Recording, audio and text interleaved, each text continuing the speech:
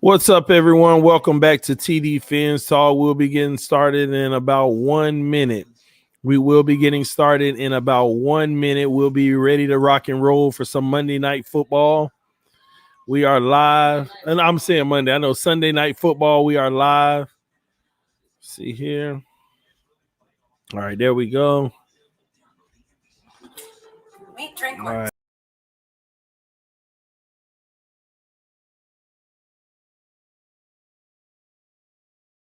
Here. All right, there we go. What's up, everybody? We are live. We already got 33 people in the room. What's up, everybody? Let's get it. Y'all bear with me for 1 second. All I'm doing right now, I'm sharing to Facebook and Twitter right now. Sharing to Facebook and Twitter, making sure that our family over there comes over and enjoys the stream with us. So y'all make sure y'all check me out on Facebook and Twitter, by the way. On Facebook, it's TD Phins Talk. Phins is Phins. And Twitter is at TD Phins Talk. Remember, Phins is Phins for our channel. Let me see here. One moment, guys. We're going to have a special guest on Tuesday, by the way. We'll make sure y'all don't forget that. We'll have a special guest on Tuesday. We got the national anthem right now being played by a trumpet player. Just beautiful.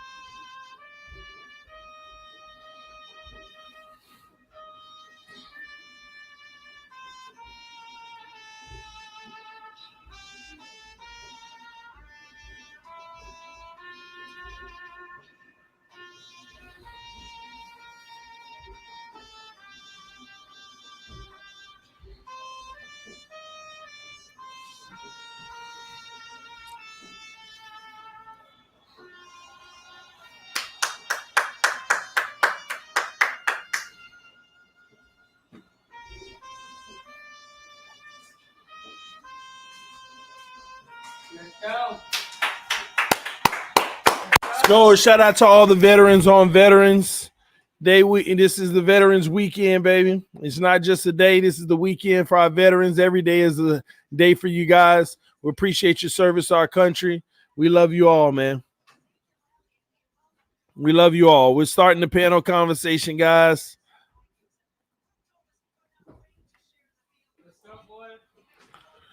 Let me see.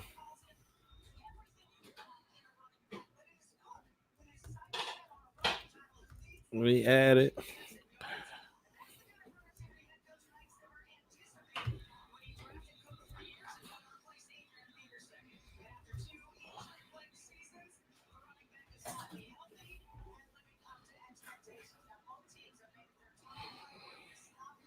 Hey, TD and Hillary. Great Dolphins win this evening. Let's go, Chef Jew. Chef Jew in the building, ladies and gentlemen.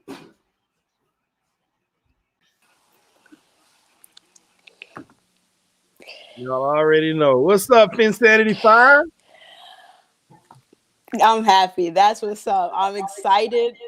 Oh, hold on. I gotta put my headphones back in, or it'll start echoing. My bad.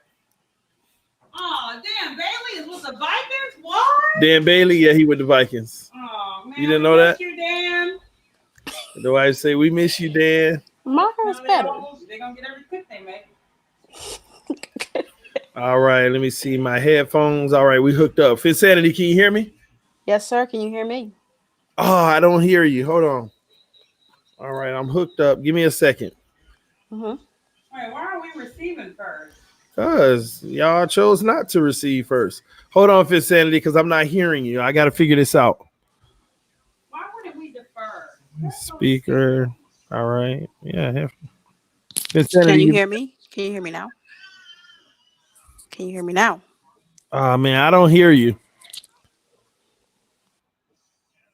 Everybody else can hear you though. That's me.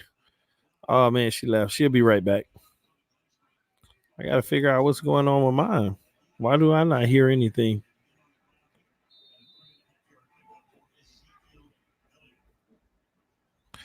We'll figure it out soon, guys. We'll be ready to rock and roll. All right, got my headphones connected.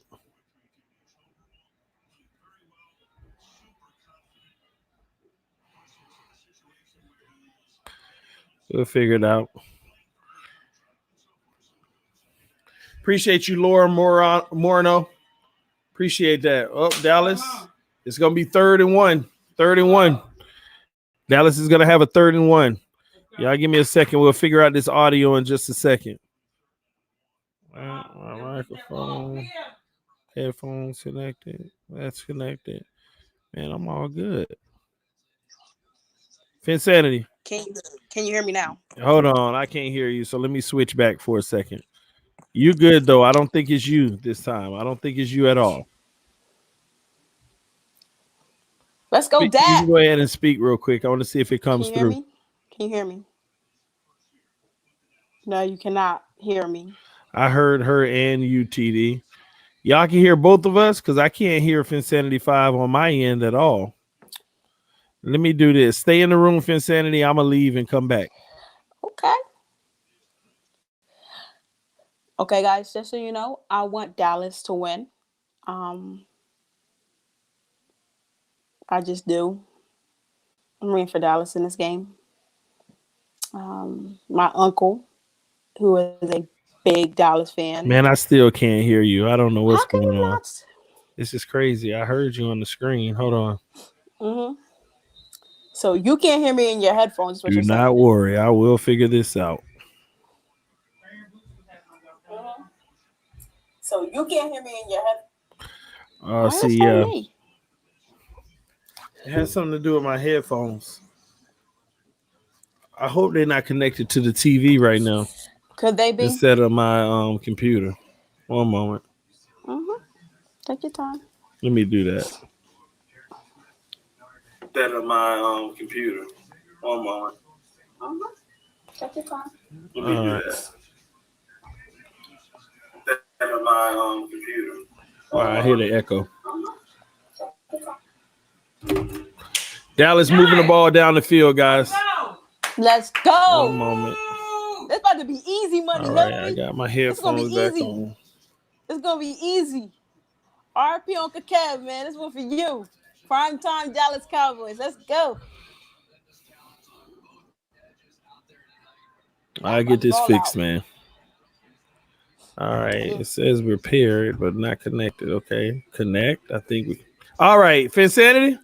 Yes. All right. I think we're good. Let's go, Zeke. Yes. Oh, Finsanity room for Zeke right now. Listen. I think we're good. I can hear you. We're back. Woo! First of all, I'm rooting for Bobby, and I'm here for all the haters smoke. I'm here for all the haters smoke. Well, let's find out what we got. What up, Alec? Yo, what it do, TD? What's going on, man? You excited? Oh boy, I got Elliott and Dak on my fantasy. Need to pop off tonight. Ezekiel Elliott? Yeah. Wow. Well, we'll see if that happens, man. And we're gonna bring one more in. Who is this? Ethan. What's up, man? Hey, what's up, y'all? What's going on, man? We glad to have you. What's going on? What's up? Phins up. Phins up. Phins up, baby. All the way. What a W. What a W. Man, so that's who we going for in this game? Cowboys. Let's go. Yeah, we're going for the Cowboys in this game. Yeah. I ain't got that. They're gonna be kicking a field goal. Well, maybe even punting. I don't know. Dak Prescott had pressure, and they're gonna stall 4th and 6. Jason Garrett got that dumb look on his face. He doesn't. Yeah, he does. I don't know what's Clap it up, Jason Garrett. Jason Garrett is the most non-emotional coach I've ever seen. I thought Belichick was bad, but that man. That guy's He clap when they're man. doing bad. He clap when they're doing good. He just Oh, clap. they're going Does for a clapping count as 57. a motion? They're Oh, you going as a cannot that one. 57-yard field goal. Oh, It's he a way verb. off. He way off. You're right. That's my field goal kicker. They just gave the Vikings great field position Oh man, that's not a good fantasy day for me. by going for a 57-yard. See, people Yeah, think I that lost. field Too. I goals. had DJ Moore on the bench. Oh, I mean, can Dude y'all hear decided to me? Put up like 15. Yeah. Okay. Man, people think that field goals are just whether you can make How y'all it or feel not. about Needham, man? Wait, what? I don't know. I think we're delayed. Ethan, can you hear us? Yeah, I can hear. I can hear Ethan. I can hear TD. Can you hear me? Yeah, but I think there's a delay on yours. Okay. How y'all feel about Needham? Great, man. Are you watching the stream and have Stream Labs going? Because you might be listening to us about 10 seconds after on the regular live stream. But if you might want to just go off of the video feed on the link that you follow to get in the room. That's the one you want to use, not the YouTube. Because you're about 10 seconds behind. So we keep on cutting each other off. I think Needham is showing the development that we need him to show. Came in, stepped up, made amazing stops, made an amazing pick. And these are the things that you want to see from the coaching. You coach the guys up. You have, what is he, a linebacker, cornerback, whichever one I guess he technically is. Yep. And then you go out there and you show it on the field. And it's also you're seeing the chemistry develop within our secondary. Something that we have to realize there's so many new pieces in there. And I'm looking at all these guys and I'm like, these are like our second and third string guys out here balling. Fourth string. But it's all the reps that they put in together all the time, in film room. You're seeing how they're actually starting to get the concepts of this defense. It looked horrible in the beginning, but the more time you work at it and you put effort, it comes together. I tell people it takes time when you're trying to learn new schemes and everybody has to be in a certain spot or a certain area and you're like passing guys off and you got to know it's so many moving factors. The more you do it, the more comfortable you get, the better it's going to look on the field. And we saw that today. And I'm so excited. I'm so happy because I'm a defensive person, as you guys know. And then my boy Bobby out there balling, that's right. running across the field on y'all. But then nobody's going to say nothing about that, though. Yes, sir. The Cowboys stuffed the Vikings on first down. I saw Eric guys. Rose said something about, how. How about Nick Needham and Sam Egevon today? I really appreciate what those guys are doing. Yeah, for real. Yeah, Eric Rose said something about how for the first 4 weeks of the year, the whole team was new. No one knew each other, so that's why no one was performing as well as they could. But they got chemistry now. That's what Eric Rose said. Said everyone's comfortable, everyone knows what they're doing. And even Eric Rose playing really well at safety. I didn't like him at boundary corner at all. I thought he was terrible. Facts. But he's playing well at safety though. Facts.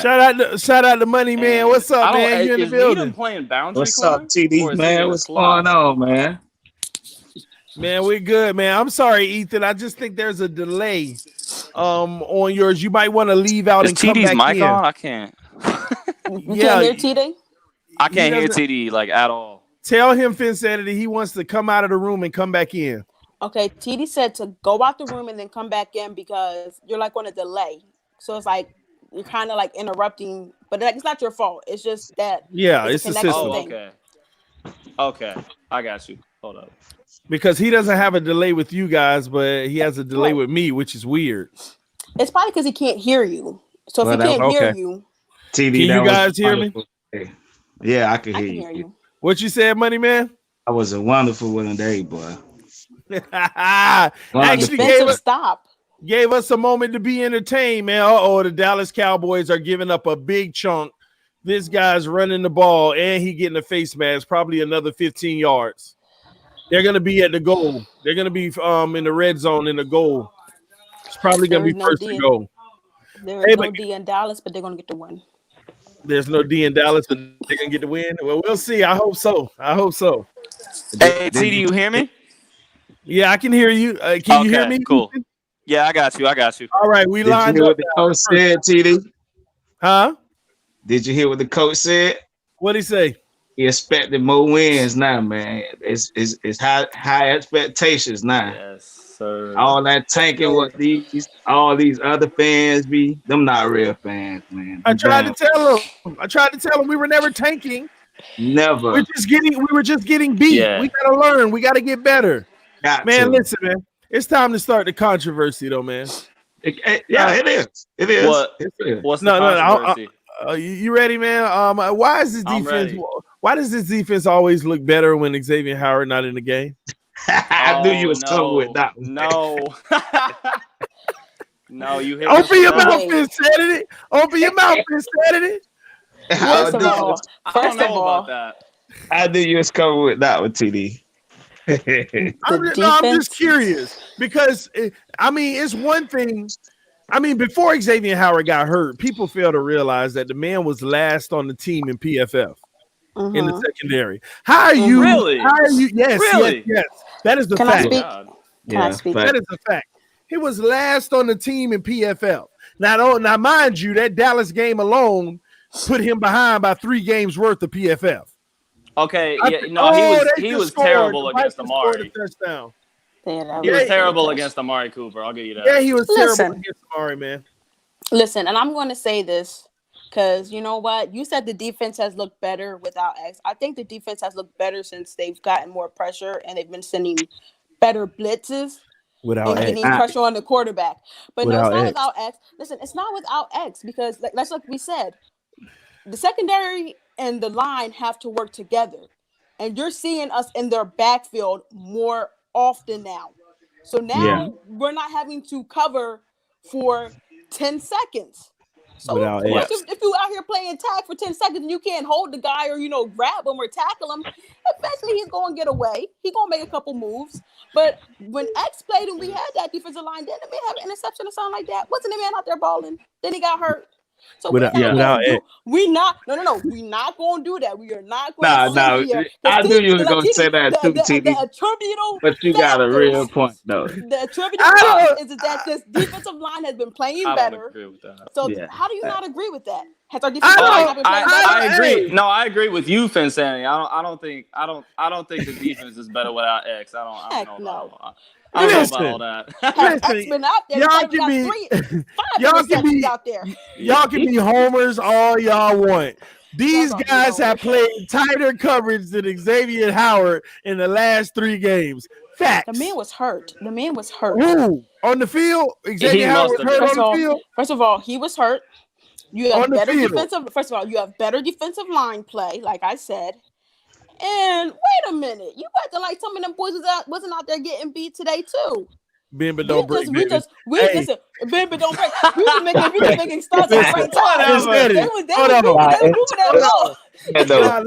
Let me get this straight now. Let me get this fantasy TD from me. Let me get this straight. Touchdown for E. Brown. No, let me get this straight. First off, Insanity. When I say bend but don't break, these boys out there right now, they bend it but they not break. When Xavier Howard was playing, he was melting. When Xavier Howard was out there, we were not getting any offensive line pressure. Even when I don't care. Blitzes, when Xavier Howard was out there, blitzes, it wasn't getting home. How many times were we blitzing? We was getting trashed. I never thought Xavier Howard looked terrible on the field this year. Besides the one game against Amari Cooper where he got torched. Besides that, he's been great this year. We went from melt and don't evaporate to bend and don't break. That's melt and don't evaporate. Xavier Howard had us. Xavier Howard had our secondary melting, man. You know who this defense is better without? It's better without Rashad Jones. Amen. I could use the same argument. I can't tell. You can't say just Rashad Jones. I mean, it's probably better without. It's better without Xavier Howard than Rashad Jones. I have a question. Man, I'm teasing y'all, man. I'm teasing y'all. Safety today? Was Bobby playing safety today? Yeah, Bobby he was a was. safety. Was Bobby playing safety today? Yeah, he was a safety. Yeah. For everyone who said Bobby didn't have the safety spot, was that boy playing? Hey, Bobby looked real good. He made the coach quarterback look like Tua, so he looking really good, man. Hey, we need EM in here. Where's my glasses? Where's my glasses? Hey, I ain't got no EM ain't allowed. my glasses? EM not allowed because all he gonna do is talk about Tua. We not talking about Tua Hey. Tuesday. Hey, TD, I be watching. Hold on. Tua don't get a victory Sunday At he all. He don't get a victory Sunday. Can I say something? Nah. Is it about Tua? Why? No, I'm just saying. If we here talking about the Dolphins, why is he bringing up something from last night? You're right. Yeah, we don't want to hear from EM talking that buffoonery.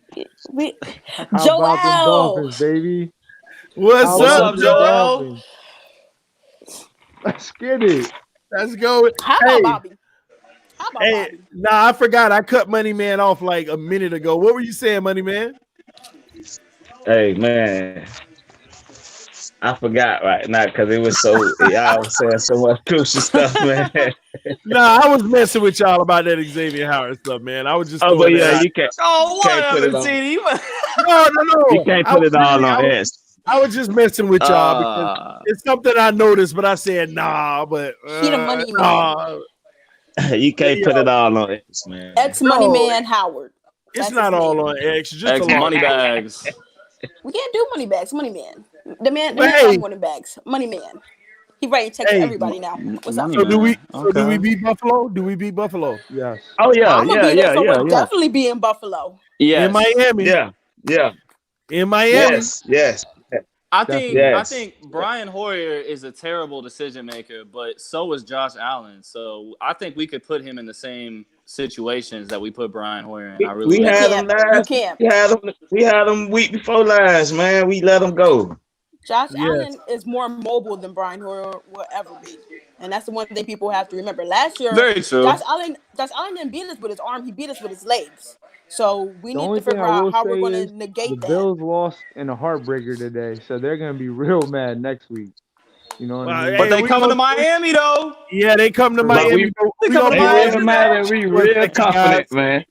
Hey, guys, we're going to pause in the action for a second because I just want to give a special shout out. We always got to pause. It's just like a commercial break, baby. You got to make sure your sponsors, man. DM Phins with the donation, $20 donation, putting orange on the screen. Shout out to DM Phins. He said, thanks for the commentary on today's game. Phins Up, TD. Man, DM, we love you for that. And yes, man, hey, I did the best I could. I appreciate you recognizing the hard work I'm putting in by donating to the channel, homie. I appreciate your love and support as always, guys. But we had to stop and make sure we recognize our boy for looking out for the channel and recognizing what we do over here and that we try to give the best quality we can. So, guys, let's keep on going. But the Dallas Cowboys are driving. They're 2nd and 6, and Dak just misfired.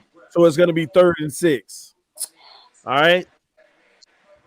It's gonna be 3rd and 6, but I have a question. So back to Buffalo, y'all. Let's keep it real, man. Y'all don't think we can go ahead and take that W2? Oh yeah, most definitely. Ooh, definitely. Listen, it's gonna be close. Good. I'm 50-50 on it. I don't know. 50-50, huh? It'll be interesting, man. It's definitely gonna have us up watching and on our heels to say, hey, can we go ahead and beat Buffalo? But you know who took the biggest loss for today? And in terms of what? The Saints did. The people who say we're tanking, that's who took a big loss today. Oh yeah, they taking a big loss. Yes, sir. They took a big L today. Yes, sir. 4th and 6. Dallas is gonna have to punt. What are you doing? When we win next week, they're gonna be really mad. Then there's two things that I noticed though. The second half offense is terrible. Terrible. Coming out of the gate. I mean, not the 4th quarter, but 3rd quarter. Yeah, it's the 3rd quarter. It's the 3rd quarter. Defense though is stingy. They play like with so much fire, bro. So much fire. I think we've only scored 3 points in the 3rd quarter all year. Yeah. The whole season. Next week it's gonna be 14. They showed that stat. Next week Exactly. That's about 14. I hope so. Here's how I look at it, guys. Do y'all think this is the best game we put together so far? Absolutely. Yeah. Because I think this is a way tougher team than the Jets. The Jets led by Adam Gase. Like, Plus the Colts have a lot of talent. They can make the playoffs, realistically. No. They're not out of it yet. They could. They're 5-4. They could absolutely make the playoffs. This had me actually confused because I felt like at first I felt like it's tied with the Jets game because our offense, we need them to show us more to be considering it one of our best games so far. But when you consider the level of competition that we play, yes, albeit that we play a quarterback who, he ain't terrible, but he ain't balling out. He's bad. But at the end of the day, we still were able to do that with the Colts who have a decent defense. And so at the end of the day, our defense playing as well as they did. See, regardless, people talk about, it's the quarterback that was playing. But regardless, these guys were guarded. These guys were covered across the field. We made some good coverage plays. So I kind of give it a slight edge over the Jets game. I say we've progressed every single week. Now we got to figure out how to come out of halftime and jump out the gate. That's it. Yes, we stopped the running game. We did really well against the running game. Marlon Mack had a couple, good runs, but we didn't let Hines do too much damage to us. We didn't let Wilkins do too much damage to us. So for the most part, that was a good part. Did Taco play today? I didn't hear Taco's name at all. I didn't either. I don't know. We heard Charles Harris' name, so let me look. Yeah, Charles Harris made a few plays. You want to know whose name he did here? Bobby McCain. I'm glad y'all got the theme of the Bobby day. again. That's the theme of today's panel show. No, is it Fitzpatrick? Bobby haters. Hold on, Fitzpatrick. Hold on. Was Bobby the best defensive player today? Was he the best? Defensive player today. He was in the best positions today. But he wasn't the best player on there. No. He was in the best positions, better positions than Nick Needham. Listen, the man was flying around the field, coming out of nowhere. I think he stopped a TD run. Him and he did. Rowe. He did. Yep. Gave up his body. Then he was playing with a concussion after Doyle kneed him in the head, but they didn't want to call that. Yeah. I don't want to notice that. You feel me?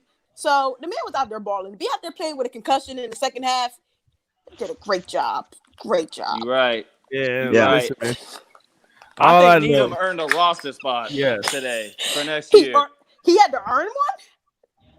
I mean, for next year. He was bad. He was bad to start off the year. He was a captain. He was learning a new position. Y'all better put some respect on that man's name. Nick Needham better put some because he was amazing. Needham better put some longevity behind all that. Everybody looked bad. He got to. He better put some consistency on it. Who? He got to.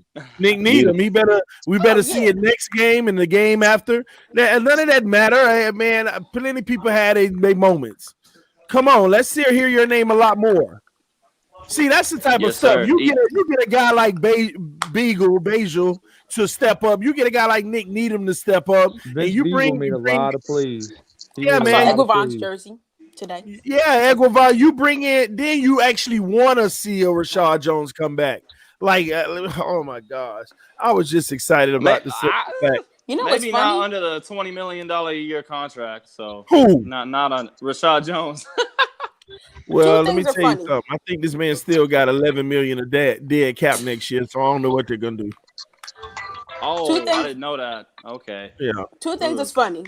We don't even call the man G5 no more, which is funny to me. Because we used to call him G5. We never called him Rashad or Jones. And second thing is that you guys read the story about how the Dolphins were trying to trade him instead of Minkah at first. Yeah. So they were going to move Minkah into his spot, but the Steelers were on a, my God. They were not going to give up on getting Minkah. So don't mention Minkah. I'm gonna cry if y'all keep mentioning Minkah. He's about to make the Pro Bowl. I mean, what did you expect? We didn't win with Minkah. I miss Minkah, man. 2-0 without I miss Minkah. We won without Minkah. We won with Minkah last year. Like I said, it's a new defense. A lot of people were learning the new positions, and sometimes you show a stubbornness when you're not where you want to be. You feel me? With a first and a fifth for Minkah, I'm taking that in a heartbeat, especially because he didn't want to be there. Listen, when it comes to Minkah Fitzpatrick, I've already told y'all, man. Listen, I'm happy for him. This guy, I'm happy for him too. It's just this guy. I just wish him the best. At the end of the day, it's a football fundamental, man. We wanted him to sacrifice right now and be that guy starting next year to try to plug some holes and help us out. And that wouldn't result in him going to Pro Bowls. He wanted to go to Pro Bowls now. So, but look at the development of the other guys now. It might be. Exactly. It's a catch-22, really, when you think about it. You let go of a Pro Bowl player, but now you're developing and seeing these young guys who have gotten a chance, taking advantage of it. Yeah, and that's what the NFL is about. When it's your time to step up, if you do it, you get a spot. It's your spot. But if you don't, then they're going to move on from you, and that's just the way it goes in this league.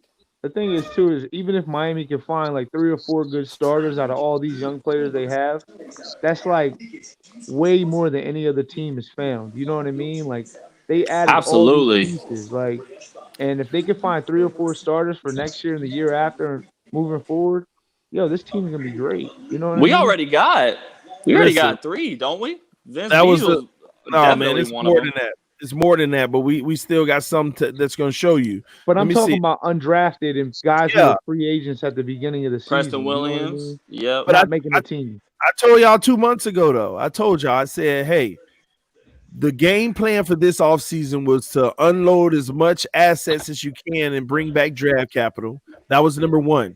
Number 2, the goal was to bring in as many undrafted players as you can, or what some would consider washed younger players. CFL, AFL, it doesn't matter. Bring in as many as you can because we're going to have 90 freaking roster spots in camp. Do you know we had over 65 players that were new within 2 years in this league in camp, guys? So we brought those guys in and we went with the numbers. We took the numbers game. Every camp brings in about 35 guys that are like, who are these guys? But we brought in about 60, man. So we took the numbers game. Every team finds 1 or 2 players out of their 30, and we went in the numbers game to say, hey, let's find 4 or 5 or 6 out of our 60. And that's what we're doing. That's what we've done, man. I mean, these guys are starting to emerge all across the field. People making names for themselves that they wouldn't have made in other situations. It's a thing of good coaching too. Yes, from B-Flow. Developing talent. It's 3rd and 4 for the Vikings, even though they're up 7-0. We're gonna be young and fast on defense, and a lot of people once they get it in their mind and they don't have to second guess that themselves, Jerome Baker hit. Across that the Jerome field. Baker hit was crazy. That's sack. Oh my gosh! Well, he could have had a fumble he completed 6. one.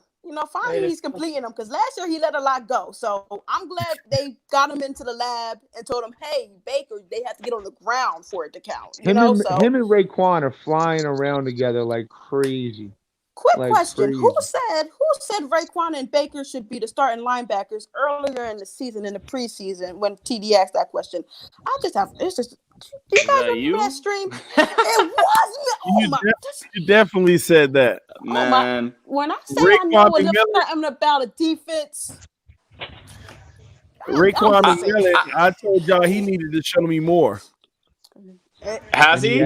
Well, you know what? Sometimes TD, sometimes you can see it in people, and you know they got it, and they're gonna go out there and deliver it. I got a question for y'all. What are y'all's thoughts on Kalen Ballage? I'm not feeling it. I'm not. Get him out of here.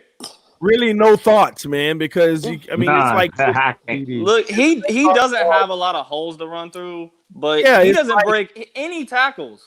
That's my. He go down on the first tackle every time, man. He just gets touched and he falls.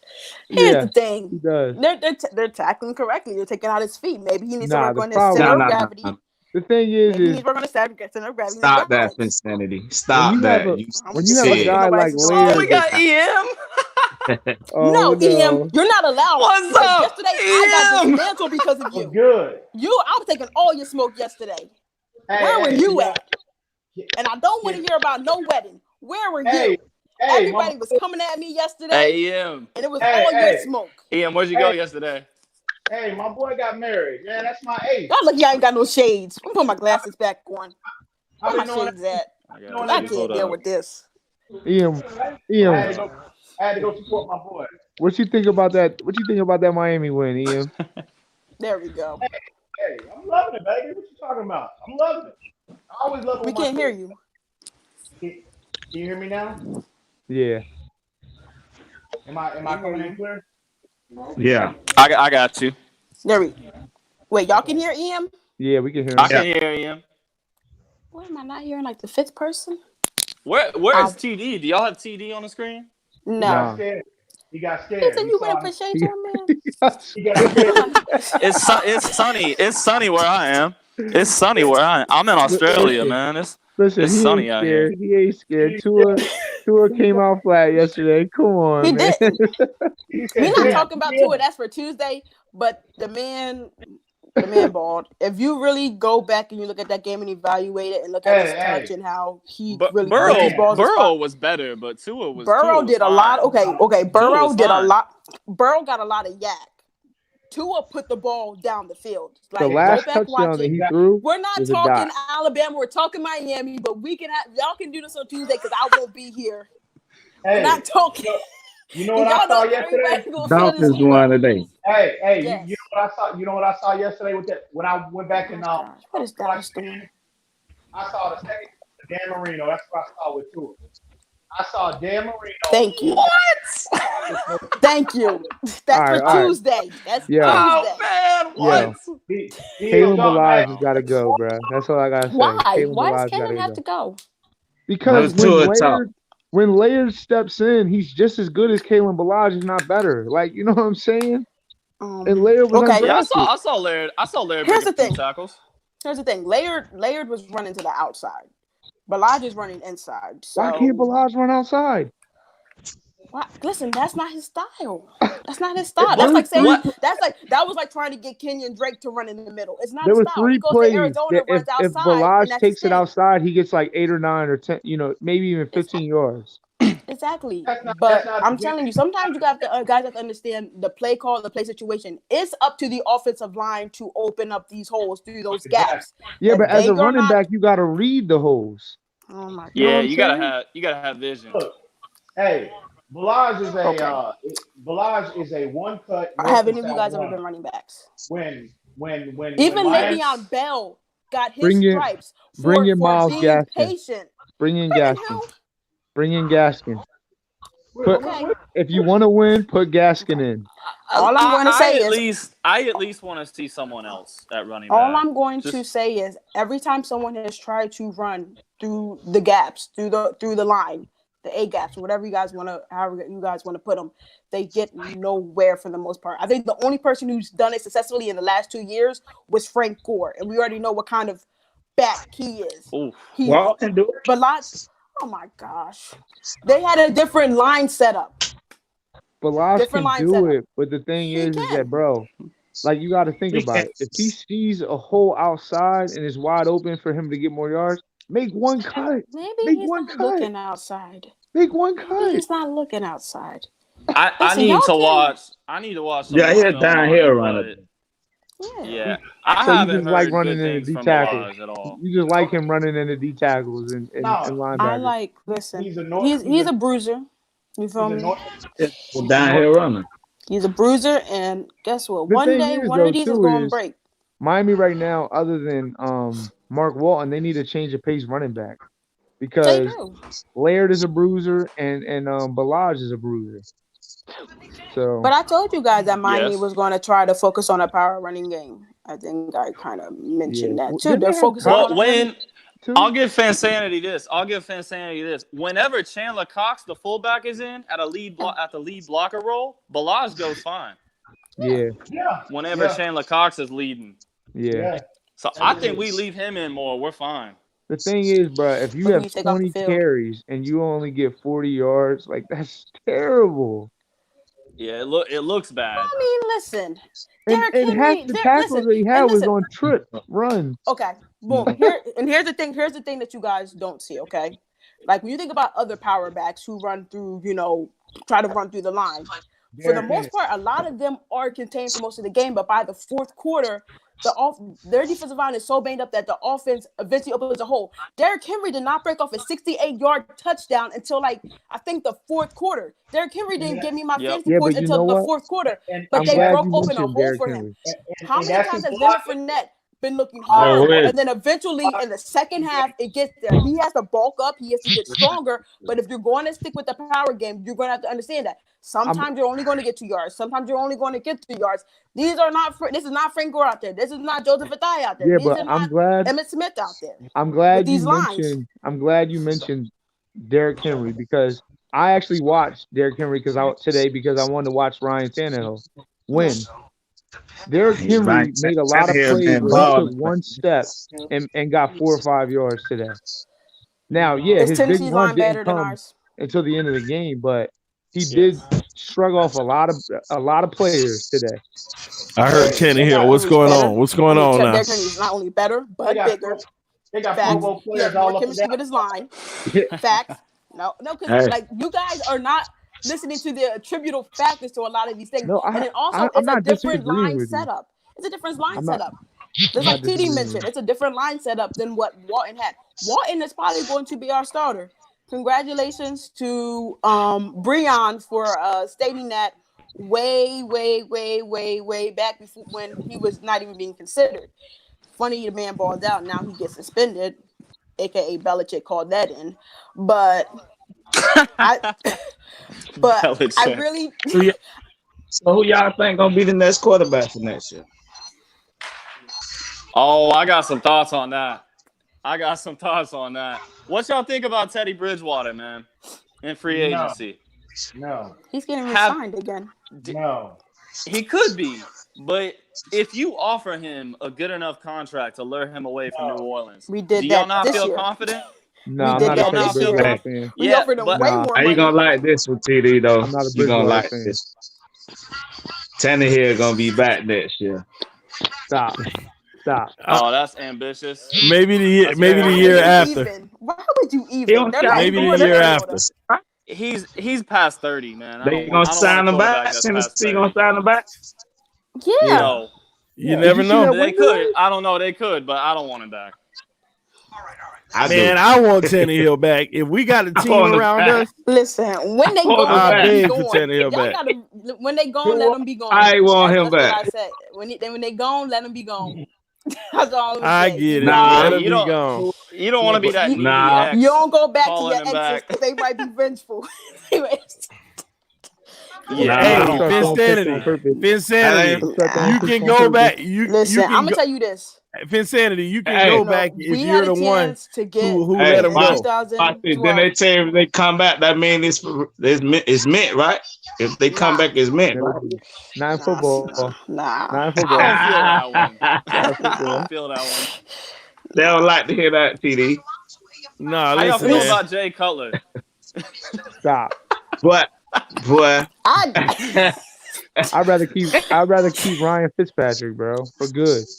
Oh, absolutely. For good. I want to keep him anyways, even if he's the backup. I want him on a team. Somebody just say for good.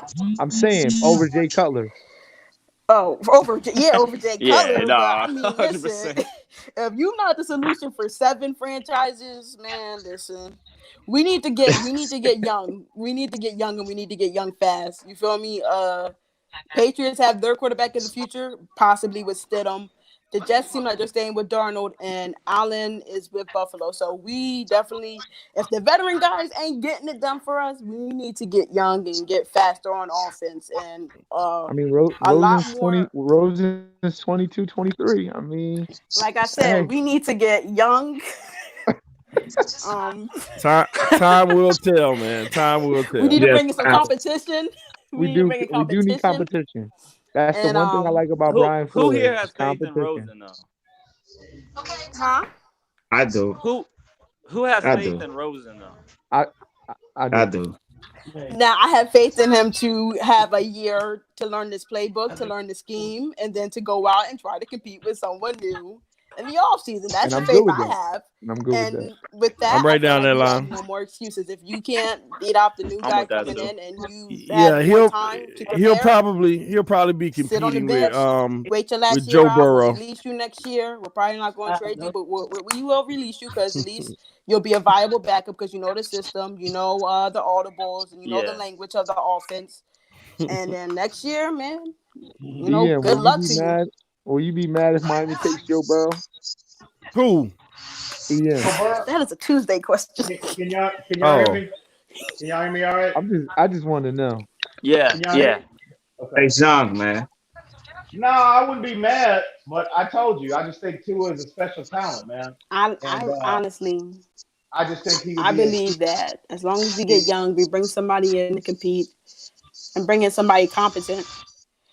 Real quick, guys. We'll be okay. We'll be okay. Dak You're seeing Prescott our offensive weapons, throws a show ridiculous up and develop incomplete with pass. Preston. Devontae's looking like something. So we got Finsanity. Can you hear me? Eventually. It's just taking a little bit longer than what I hoped for. I don't think Finsanity can hear me now. Hear you.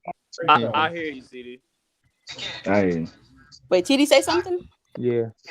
Finsanity can't hear me. That's what it's been the whole time. No, I can't hear TD. Yo, how about Hearns today though? Hey guys, we got a Hearns donation. was good. We got a donation from Lil Lauderdale. $5 said, "No matter if we lose or win, I'm forever a Dolphins fan." Shout out to you, Lil Lauderdale, man. That's what's up, man. Right. And the people need to understand that regardless of a win or loss, we still Dolphin fans. No matter if we win and get Joe Burrow or Chase Young, we still Dolphin fans. No matter if we lose and get Tua, we're still Dolphin fans. Okay, so it is what it is.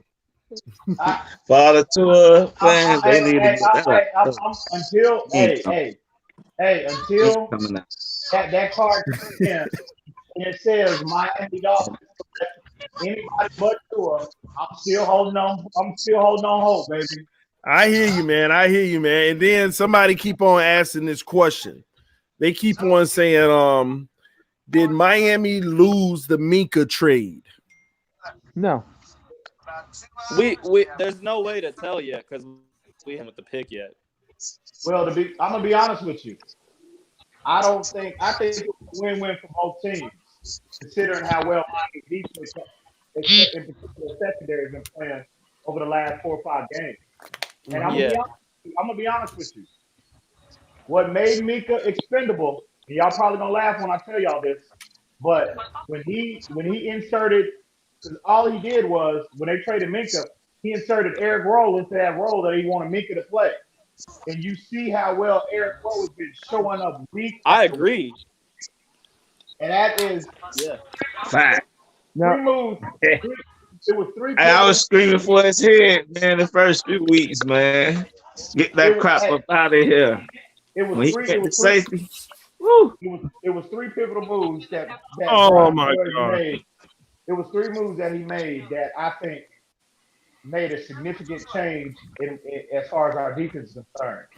Number one, like I tried to tell TD for an hour, he had that footage up. He inserted. They started playing John Jenkins more in the middle of that defense. Was the first move. Who balled out today? Bro, you ain't proving nothing to me. Jenkins was getting toe up in the third quarter. Okay. When they start running the ball up the middle. Anyway, apparently the whole team does in the third quarter. I'm not trying to hear that. But anyway, second move, go ahead, man. The second move was when he inserted Nick Needham into the starting lineup. And the third move was moving Eric Rowe to safety. Those 3 moves right there change the complexity of our defense. And playing more press coverage when we send blitzes. Yeah. And playing that's Raekwon beneficial more. as well. So you're spot on, bro. Those great playing Raekwon instead of Egwavon. Now let me ask you this, TD. If Minkah would have got traded, let's say he got traded to like a scrub squad, would this really seem like even a question that we'd be asking? Like he got traded to the best situation possible. The Steelers have good pass rush, decent corners, good inside linebackers. Yeah, we still would have heard. He still would have had some success. Minkah is a great player, man. You got to understand. He just wanted to do what he wanted to do. So We couldn't. We needed him in another position at the time, and that's all it is. He would have still balled out, man. He would have still had some success. He's a great player. You got to understand. We had him out of position, but it was only to help the team in the bigger scheme of things. It was only the temporary thing, even if that temporary time frame was this year. Next year, Minkah would have been right back where he belongs. The problem is he didn't want to wait. He didn't want to wait. I don't know who that is. I hate that, bro. When I see Minkah making them hot, when I see him, making them highlights, bro. Like I said, that's the only, and it's not necessarily criticism. I hate being able to reach Minkah. And people EM, they make it seem like it's the Dolphins' fault wholly that we lost them. We even offered to put him right back where he belonged and tried to figure it out. And he just said, nah, he just think it's best that he move on. He said no. So, and people make it seem like it's just all the team's fault. Oh, y'all. That's tough. That's tough for me to comment on because he was really frustrated, especially in the preseason. And his mom spoke out about it. And I mean, I was kind of afraid that he was going to request a trade, so I don't know whose fault that was. Y'all can't. You know whose fault it was? You know whose fault it was? It was the fan base's fault. Yeah. Think about it. Think about it this way, okay? The coach goes to a player and say, I could keep you at this position and you are going to shine, but it's not best for the team. Work with me this year. I'm going to put you at this position. It's not going to make you a Pro Bowler, but it's going to be to the best benefit for the team. And if the coach gets the player to buy in, right? And the player says, all right, whatever you need, coach, I'm going to go out there and do it. And that's what he goes and does. And the coach tells him he's not going to be as successful there, but still, it's best for the team. Now, he get beat a few times and he have a bad game. Everybody talking negative about this guy who's still on his rookie contract, who doesn't need a negative name for himself in this league. And all the Dolphin fans, he keep getting burnt. Oh, this and that. His own mama had to come out and defend the situation. Yeah. In her defense was right in line with what we're talking about. She said Omar Kelly came out and was basically like, Minkah's getting beat pretty bad. He's not looking good at all. His own mama had to come out on social media and reply, have you ever considered the fact that he just might be out of position right now? She didn't make it seem like it was an issue he was out of position. She just said maybe that's the reason. She's basically trying to give you the inside scoop on what's being discussed and how they want to use this man. I don't blame her. So, but you got to understand, if his mama can get frustrated about it, you don't think Minkah's not getting frustrated about it? Yeah, he's getting frustrated about it. So, therefore, he's like, I want out of here. The one thing I will say is, though, is like, you could have kept Bobby as slot cornerback and just said, hey, Minkah, we're going to push you back to free safety. All right? Exactly. That's what I've been thinking this whole time. Bobby, you've been playing good at corner. I know you want to develop your safety skills. So, Minkah, here you go. The keys are yours. Go play free safety. Now, I get being a selfless player. Plan. That's what people say that we should have done. We should have just moved him where he wanted to be. But where was most of all the action coming in the game? We put everybody where they would best benefit the team. If a team's not, put it like this, if a team's making sure that they don't go to Minkah's side or make him a part of the play, he's never going to be mentioned in the game. So they've been taking abuse. They've been abusing us in other areas like the nickel. We've been getting abused in the nickel in a lot of situations. But if Bobby was there, would we still be getting abused like that? But that's the problem, though. What did Minkah want to play? Free safety or strong safety? He want to play free strong. Safety. See, you see, that's the biggest myth right there. We just heard two answers right there: free safety and strong. No, he was playing at strong safety when he made all those mistakes. When his mom came and defended him, he wants to play free safety. Where is he playing in Pittsburgh right now? He's at high safety a lot of the time. Oh, they went down again. High safety. He's at free safety a lot of the time, like most of the time. Yeah. And what was he playing in Miami? He's playing slot corner a lot of the time. Slot. But when he played safety, what was he playing? Bobby McCain's or Rashad Jones' position? Well, under Flores, he was playing both. He was playing strong safety. He was where Rashad Jones is, and sometimes he was where Bobby McCain is. The problem is they kept on putting him in Rashad Jones' position a lot because that's where the opportunity was. The problem is who else can play Rashad Jones' position at a high level other than Minkah Fitzpatrick, who they believed in? Eric Rowe. Yeah, we're finding that out now, Eric Rowe. But then who was going to play the opposite corner at the time? Nick Needham. You're right. Yeah. Nick Needham. Yeah. Nick Needham. Hold on. We didn't know. The problem is y'all naming all these people. Hold on, guys. Y'all naming all these people that we weren't mentioning like that then. Just like the coaching staff didn't know that they were those guys then.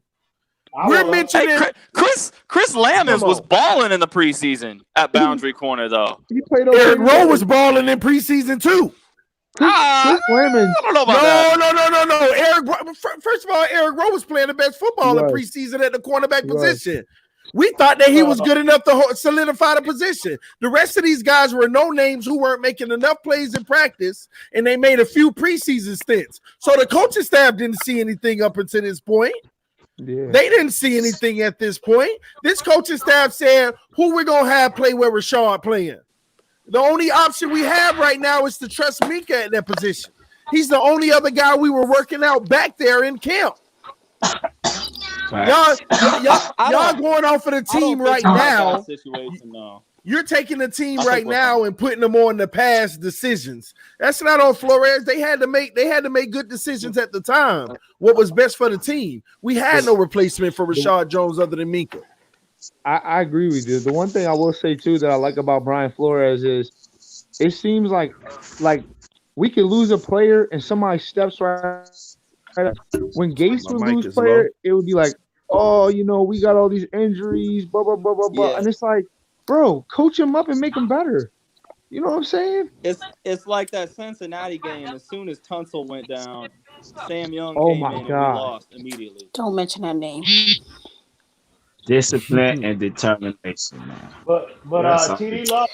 TD Love Adam there Gase. were two key turnovers in the third quarter. Can y'all hear me better now? Yeah. That's TD's boy. That's TD's All right, boy. I think I had the wrong audio on. That was the problem. You did love Adam Gase, bro. You did love Adam Gase. Man, y'all ridiculous, man. I can't hear EM. That's probably me.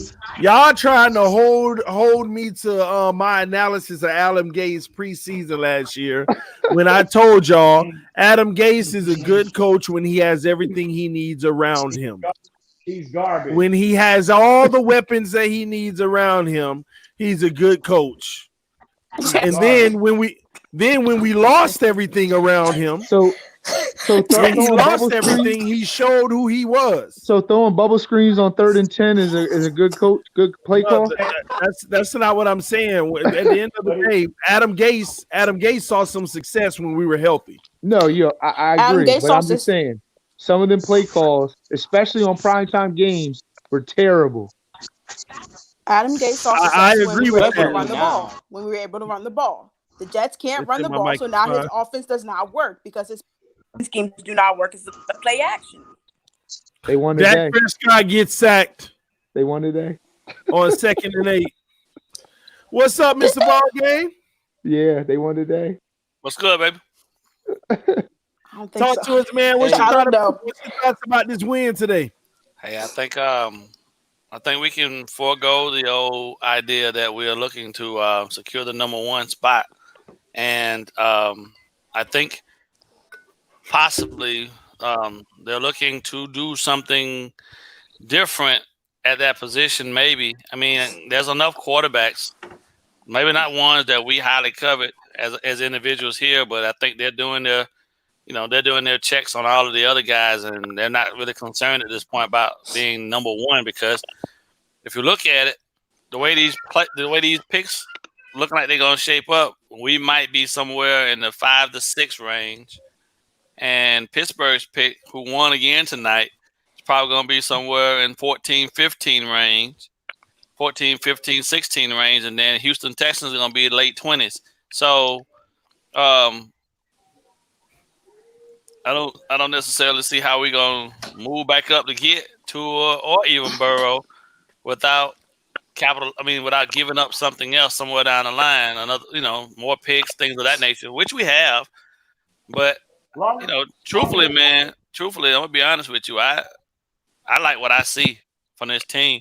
I was a little upset today about the fact that we didn't get one first down in the third quarter at all. I was upset about that. Yeah.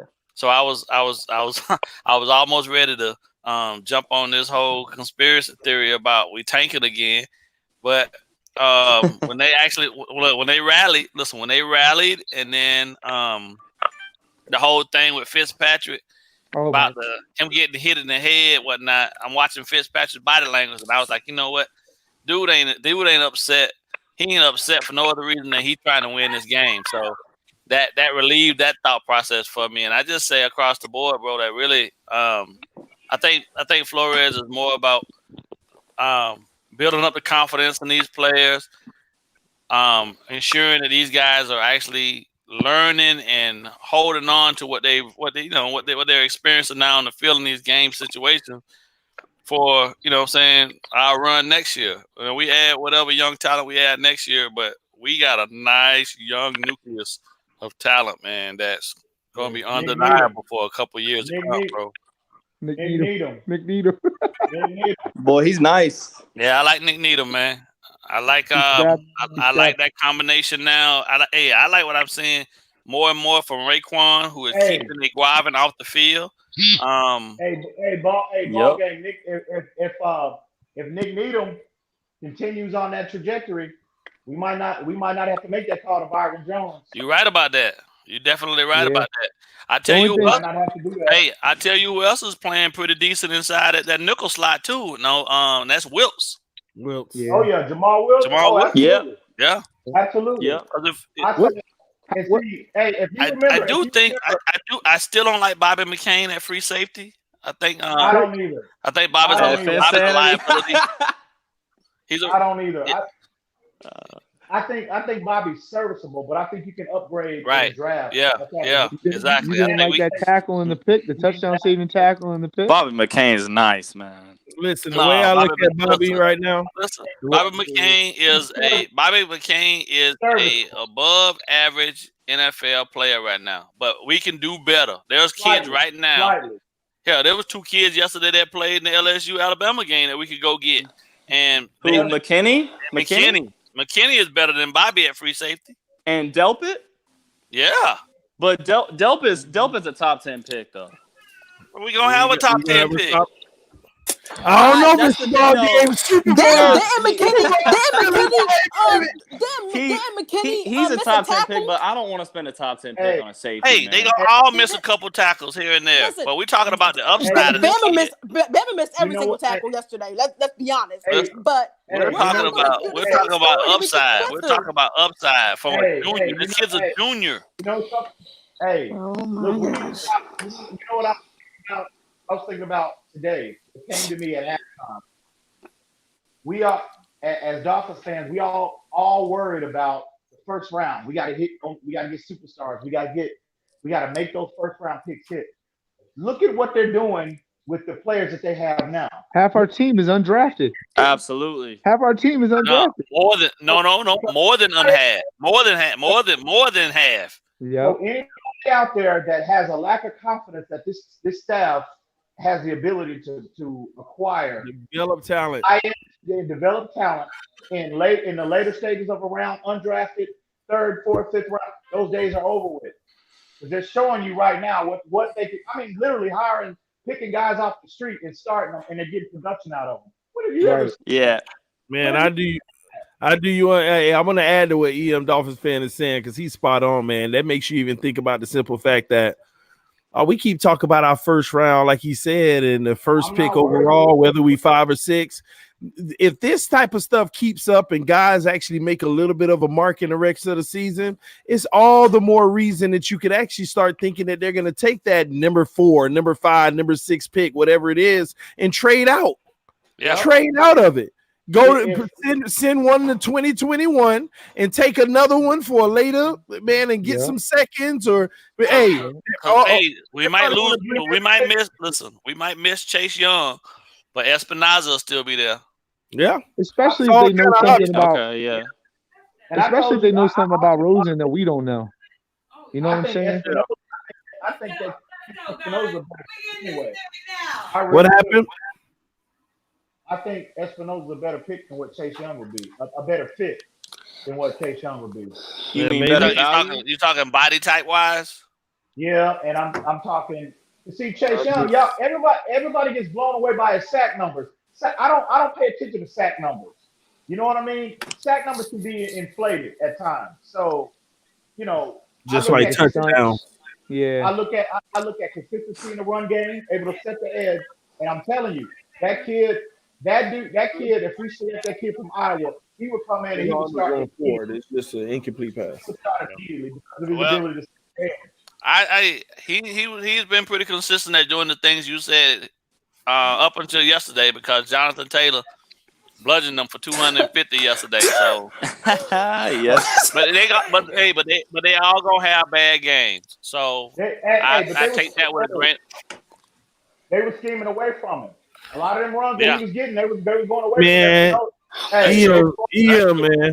EM, just admit it, EM. Everybody you root for didn't do good yesterday, man. How call it what it is. Can we not? Anybody with an ounce of football knowledge, when you watch that, game yesterday, how did Tua do bad? I'm trying to figure that out for the life of me. I personally think he didn't. He made more mistakes than Burrow. Hey, y'all are forgetting. Burrow threw a pick. But if Alabama hadn't had that 12th man on the field, if Alabama had not had a 12th man on the field, Joe Burrow would have thrown a pick. He threw the pick because there were 12 men on the field. Play. It was a free play. Stop it, man. It's a free play. Stop it, man. It's like when Aaron Rodgers does it all the time, man. Someone goes offside, Aaron Rodgers just throws it wherever. Some people, when they have a free play, try to get a positive play out of it. They don't make a dumb throw. He tried to take a chance because nobody was open. Take a chance in the end zone. How about that? Take a chance in the end zone. Nobody was in the end zone. Nobody was in the end zone. Never. But y'all stop that. Can we get off of this? Y'all stop that buffoonery, man. Can we Miami won today. Miami won today. Thank you, Joel. Phins up. Miami did win today, and I'm excited. Yes, hey, sir. can we all agree on one thing? Tannehill balled out today. Yesterday's contest was one of the best showings of 2 top-tier college programs in the nation. Yeah. And both of those young men played admirably for their squads. Yeah. I think the last time we saw something like that was like Vince Young versus Matt Leinart in the Rose Bowl. I think that's the last time we saw something like that. Yeah, I agree. When I try to think about it, it's been a while. Do you think Burrow is better than Tua at this point? No, Burrow. You know what? Man, yeah, right. Hang on. So, how many yards did Ryan Fitzpatrick throw for today? Let me say this. 176. Let me say this. Joe Burrow yesterday. What did I tell y'all before? I told y'all this 2 weeks ago. I told y'all that I am not focused on this game as far as who's the better prospect when it comes between Joe Burrow and Tua. Do y'all recall when I told y'all that? Y'all recall that, right? Yeah. I told y'all then that LSU had a better overall team than what Alabama had. Did I not say that as well? I said that's not true though. But that don't mean just because you said it is true. But anyway, But anyway, what I saw yesterday was Joe Burrow did impress me. I am not gonna lie to you. He did exactly. He made what I was most impressed with was the structured plays that he made. Everything was in the confines of the offense. I put the one. I mean, he was just making after exactly what the ball. One in there, and then one here. But I will say this. When you're comparing him to Tua, I think Tua is a better athlete. And Tua, you clearly see the difference in arm talent between the two. If you really know what you're looking at, you clearly see the difference. The game is bigger than just arm talent. In all the other phases of the game, I did not see great play from him. Okay, can I finish too? TD, can I finish? Okay, thank you. I appreciate it. But if you take away Tua, I get it. That's why I didn't want him to play yesterday. I told y'all I would rather him sit out, him pull a Nick Bosa and shut it down for the rest of the year because I did not think he was going to be healthy. Clearly, you saw that the man was not healthy. Clearly, you saw that. Please tell Stevie Wonder called me. Hey, Stevie Wonder called me and told me he saw that, bro. Please tell me y'all saw it. Please. Okay. So. Oh no. I knew he was not. I knew he was not going to be healthy, and I knew y'all was going to sit there and y'all was going to nitpick at every aspect of his game yesterday. The man was not healthy. He made two critical plays, but I think as a whole, Alabama they didn't play. They didn't play. That's not the Alabama team we're accustomed to seeing. They were undisciplined, turnovers. Even how come y'all not criticizing Jerry Jeudy? Where was Jerry Jeudy at yesterday? We did. He dropped two. He dropped 2 touchdowns. He did. If they get 2 touchdowns, Alabama's winning by 14 points. Come on, man. Hey, if we went through that Tua yesterday, fumbled and threw an interception, they would have won by 14 points. I agree. I give you that. We bagged on Jeudy yesterday too. We talked about a lot of different positions in detail, but at the end of the day, both of these guys got a shot to be our next quarterback. So we got to embrace. I mean, I think Tua's just a little bit more athletic than Burrow, but Burrow has made a good name for himself, and winning yesterday drastically changed in his trajectory in terms of where he's going to go in the draft. He might won the game today. But Tua showed me heart yesterday. I mean, he solidified. What's that face for, sis? That game, he solidified everything for me. If I'm Miami, I'm telling him, please, look, bro, just take the rest of the year off. We're going to come get you here in April. Just sit tight. We coming to get you. Joe Burrow, you're right. Yeah. You better tell both of them that then, because. Nah, I'm not. You know what? Joe Burrow reminds me of a right-handed Matt Leinart. And it's funny since Stanley brought that up. That's who he reminds me of, Matt Leinart. Listen, all I'm going to say I think is Burrow's going number 1 overall, man. To the Bengals. So. Listen. To the Bengals. Thank you. We're not as bad as the Bengals. The Bengals got blasted by it. We're not as bad as the Redskins either. We're not as bad as a few of these teams. We ain't bad as the Redskins. We ain't bad as the Giants. We ain't bad as the Jets. It takes time to run this sophisticated offense. Yep. That we're running. The defense is not that complicated, but this offense is complicated. The one thing I will say too is they come out with scripted plays in the first quarter. You can see that today clearly. The way they move the ball so efficiently. The third quarter, they got to start doing that, man. They can't come out just like just go back to the script. Yeah. Like they're coming out willy-nilly. If we score, no, you got to punch it in and get them out of here. Right. That's why they didn't mix Laird in the third quarter either. So Laird made some plays. Indianapolis also did a good job of adjusting defensively. They took away the threat of the run in the second half. Yep. Everything in this offense, considering the quarterbacks we have, is predicated off the run anyway.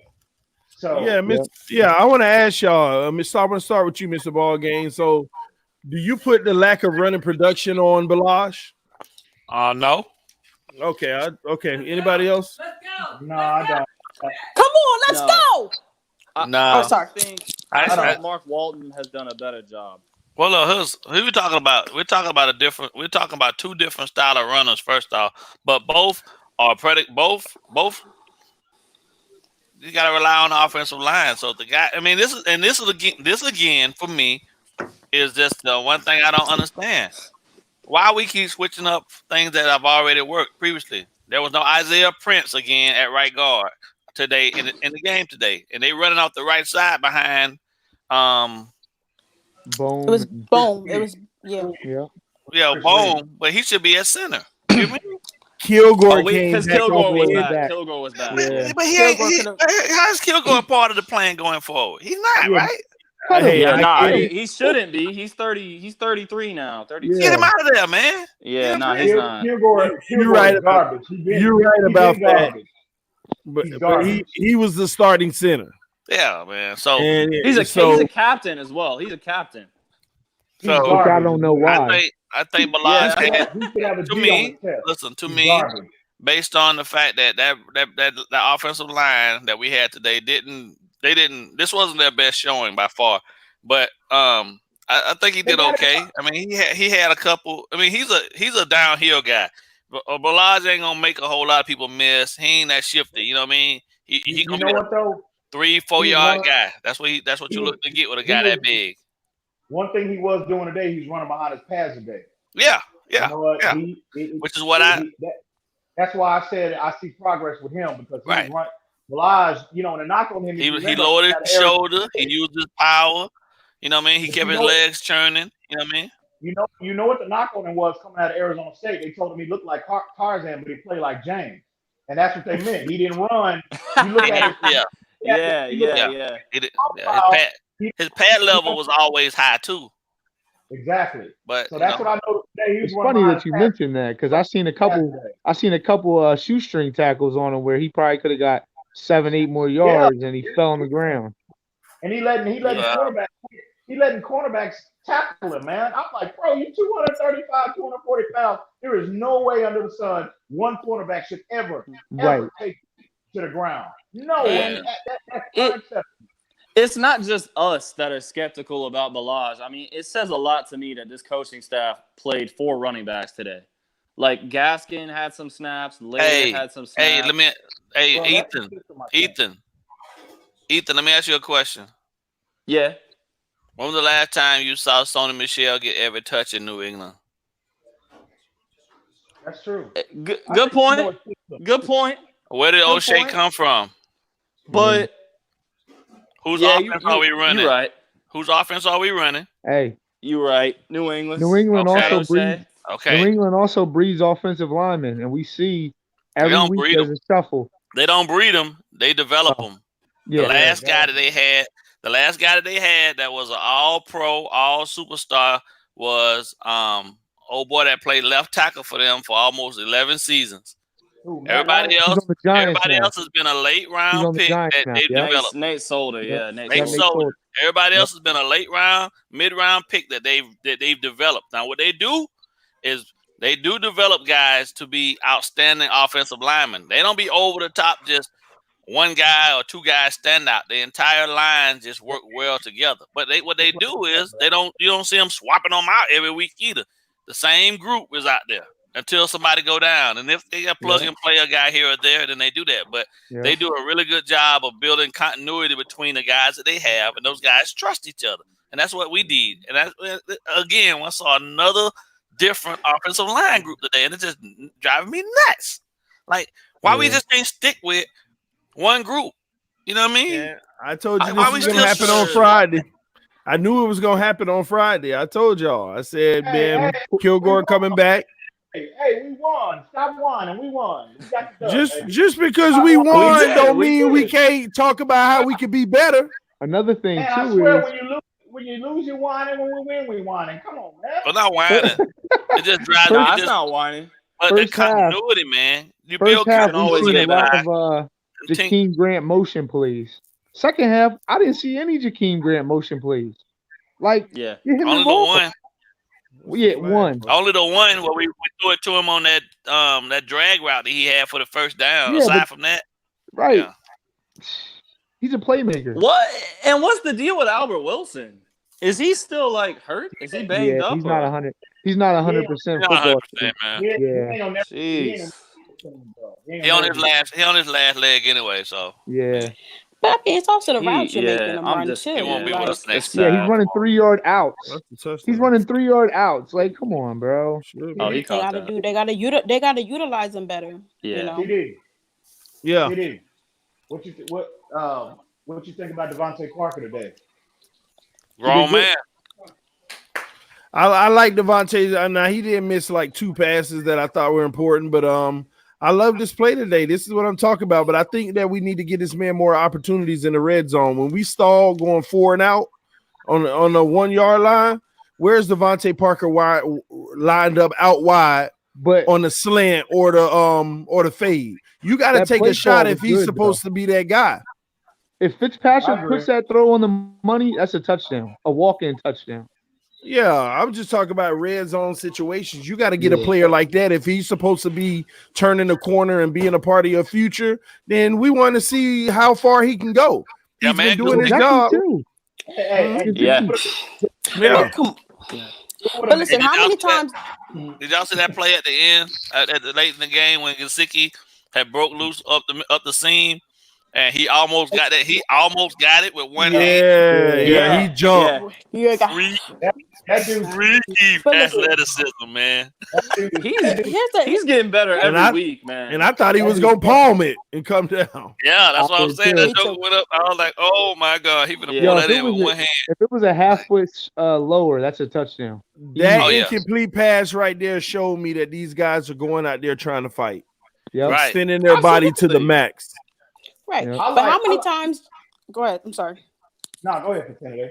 Go ahead. But back on Devontae Parker, like how many times are we going to try to throw to that man's body? That man is a high point receiver. Put that ball. Now, granted, you're in the middle of the field, so you're not going to do that because any safety can come, and knock that out.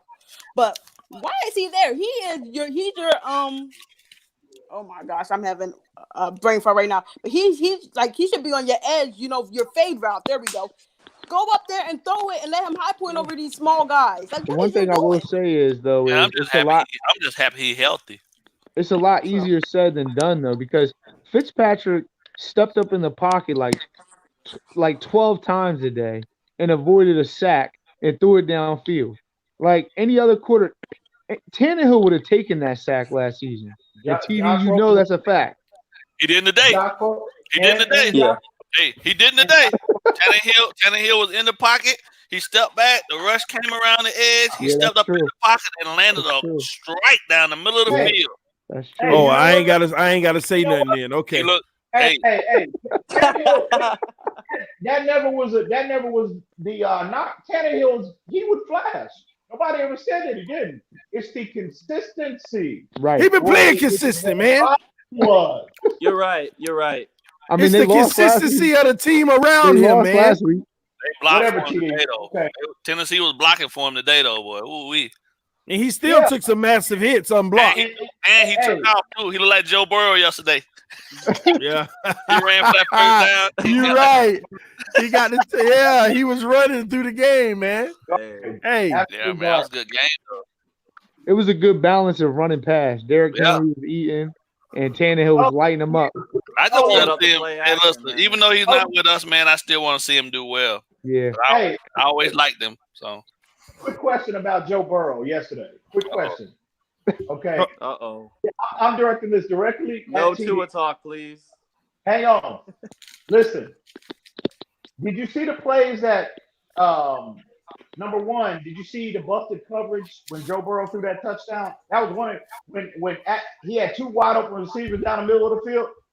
Did y'all see? Y'all didn't catch that though, did you? Yeah, we caught it. Okay, you caught that, right? So you caught 2 other touchdowns when he threw the ball, checked it down to the flat, and his running back made it was a missed tackle. He ran it in for a touchdown, and then the other throw he threw to the flat to his running back, which turned around and made a play for him, and he ran over the guy and ran in the end zone. Okay. My question to you, TD, is good play by Burrow. Okay, why is the hype for Burrow when his players are making plays for him, but you're criticizing Tua when his teammates make plays for him? Where's the criticism at? Is it my turn to answer? I'm asking you. All right, let me answer it. All right, but let me make sure I mute you because you're gonna be trying to get in there on me. Listen, I don't care how many touchdowns he had. I don't care about the yak yards, the yards at the catch. None of that mattered. Tua had more. He might have had more touchdowns and more yards and lost. Yes, none of that mattered. None of it mattered that when he hit his guy, he did something spectacular or the defense fell or anything like that. What I want to see from my quarterback is a poised one who commands the offense, brings his team to the line of scrimmage, reads the defense, knows how to already change into something else if necessary, be able to command his troops down the don't look like I got 2 double weak ankle jitters. That's what I'm looking for in my quarterback. And that's what Joe Burrow shows. So the criticism, I ain't rave about. Everybody talk about how good Joe Burrow did. I haven't even said out of my own mouth, oh my gosh, Joe Burrow threw the ball well. Oh my gosh, Joe Burrow. I haven't talked about his play as far as what he did on the field, other than him being a leader, other than him getting his team in and out, getting them lined up right away, ready for the game, playing like a leader, not losing the game, not turning it over. All of those things. That's what I've been raving about in regards to Joe Burrow. I ain't talking about what happens on the field because all these guys are balling on the field because all of them playing inferior competition until yesterday. And one of them had a much better overall game than the other. Both of them had decent games, but one of them had a much better overall game than the other. And where in the separation, turning the ball over, looking poised in and out of huddles, and changing into the right plays when it mattered most. That's all I'm talking about. Ain't no talk. I ain't talking bad about what Tua did, nor what Joe Burrow did, or how good they did. I'm talking about those parts of the game that we don't talk about. What you need to see. I just wanted to be sure. I'll reserve my other comments and issues for Tuesday's panel. But I just was wondering, because y'all have been consistently you all's knock on Tua has been, it's Jerry Jeudy because he's, in other words, he's a product of what's around him as opposed to being that good. That's been a knock coming from you guys, in my opinion. But that's fine. I'm glad you cleared that up. Let me ask you all this: what was the biggest, other than obviously the third quarter offense? What was the biggest concern that y'all had going up against the Colts today that you seen? Great question. The fact that we need help, run defense. I think it's the fact that we need help at the receiver position. Isaiah Ford. There's only one person. I mean, Devontae Parker played well today, but outside of that, can you name a receiver where it was like, oh, he had a decent game? You can't eat with Hearns. Yeah, I would give you that. A decent game. I give you that. I give you decent. Is Hearns in the future though? No. That's a part of the point I'm making. They couldn't get the kid Jennings. Couldn't get it. He didn't get in time. Yeah. So we'll probably see him next week. Look for him next week. Hopefully, we can have him in the slot in the future, and then Preston and Devontae on the outside. Yeah. My concern with the run defense, I've been telling y'all, a lot of people feel like we need to, going into offseason, I know TD feels this way as well, but our biggest issue is our lack of pass rush. And I can see where people feel that way because we don't have one player, amassing a lot of stats, 10 sacks, 11 sacks, or whatever. But if you remember what one of the key points that they made when they interviewed Flores and Patrick Brown, they put more emphasis on the scheme to get pressure as opposed to individual matchups. Yeah, true. And I've been telling y'all, in my opinion, our run defense is the biggest issue because if you look at the reason, a reason why we were not generating that much pressure is because teams were consistently getting, we're getting gassed in a run game. So when it came to third down, it was 3rd and 2, 3rd and 3, 3rd and 4. It's impossible when you are 3rd and short. It's impossible. I don't care if you have 5 JJ Watts on your D line. You're not getting to the quarterback. It's just not happening. But if you solidify your run game and you limit teams to third and 3 yards per carry and get him in 3rd and 7. Okay, well then that's giving your pass rush longer. I mean, more time to get to the quarterback. It's not, the three. When you get them in 3rd and long, 3rd and 7, 3rd and 8, 3rd and 9, 3rd and 10, that's giving your pass time to get to the quarterback. And you see, if you look at the improvement in our defense, I think primarily it's because of the improvement in the run game. And I told you why, TD. I'll tell you what I saw today that I was happy to see and was different than what we put on the field previously. It was the fact that we had Jenkins in the middle at the nose tackle. We had Christian Wilkins at left end, and we had Godchild at the right hand spot. Yep. And we had Taco Charlton outside. So they went with a stand up. It was more like a 3-4 solid look, but they had the end standing up, and Charles Harris was on the backside standing up, and Taco was as well. And they played Raekwon and Baker. Jerome. In the middle at the linebacker spots, and they had Taco and Charles Harris out there at the other side. So technically it was like a 3-3-5 wide kind of look that they had, but then they had the ends or the outside linebacker / ends condensed, and they were setting the edge. And I like that look for us because that's what we primarily ran to stop.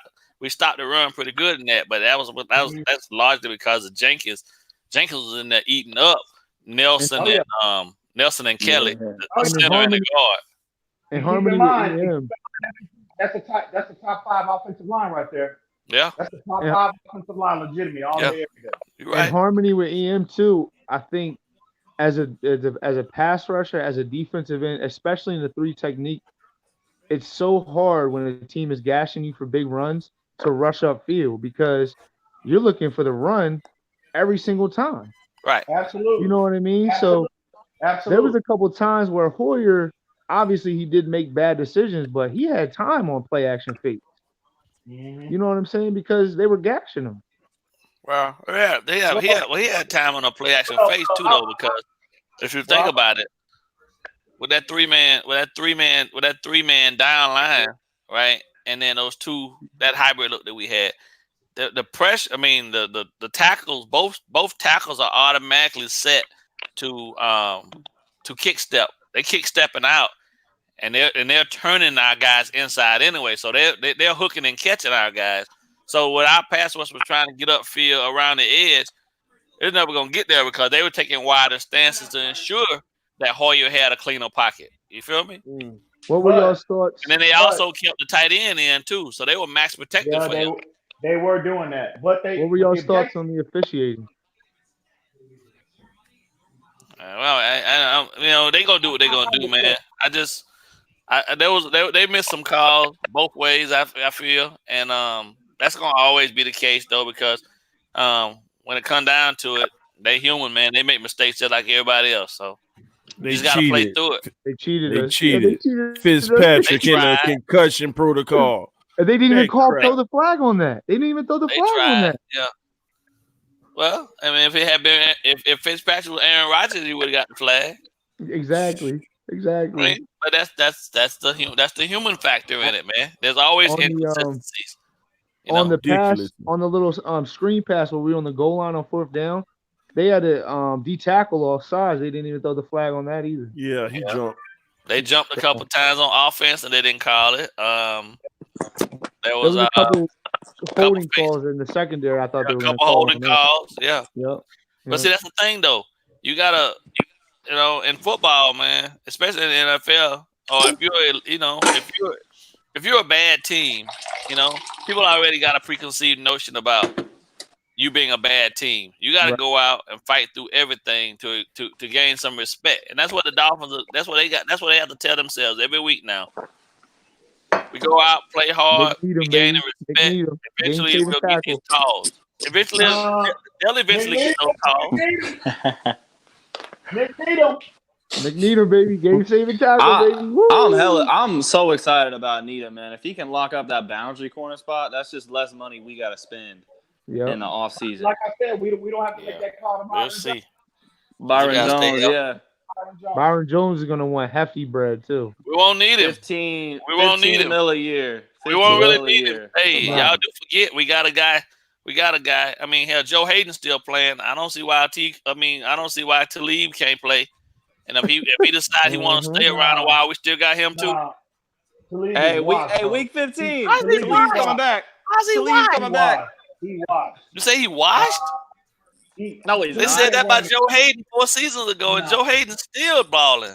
Hey, I know this is looking too far in the future, but that's a 35-year-old corner ball game. Is Miami mathematically out of the playoffs? No, Miami. No, they're not. No, they gotta win. So out. like if they won on a run, let's just say hypothetically speaking, and went 8-8, 9-7, they could still make the playoffs.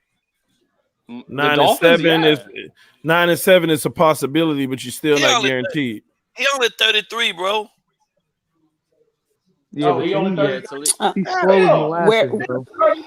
Where that would hurt us with the playoffs is the loss to the Steelers, the loss to the Chargers. You think those are the teams that are in the wild card race with us, and that's why I said it was hurt. I know he old too, and he's old too. He's only. Come on, man. Only 30 at cornerback, and you're 5'10". Man, all I'm gonna say is you don't know what you can get out of a guy until you see him on that field. Yeah. Hey, Talib, when's he coming back? Week 15? Hey, he could buy us a little time until we get Henderson. So Henderson ready to come out in 2021. Who? Henderson? Who? Yeah, the cornerback. CJ Henderson out of Florida? Yeah. He's coming out this year. Nah, he ain't coming out this year. He only a sophomore. Why have I been reading? I've been reading about him in all the mock drafts this year. Okay. Wow. I think they need to continue this youth movement, in particular in the secondary. Yeah, continue the youth movement 100%. Let Kilgore walk. Let Rashad walk. Let Albert Wilson walk. I don't want Kilgore. Oh, my God.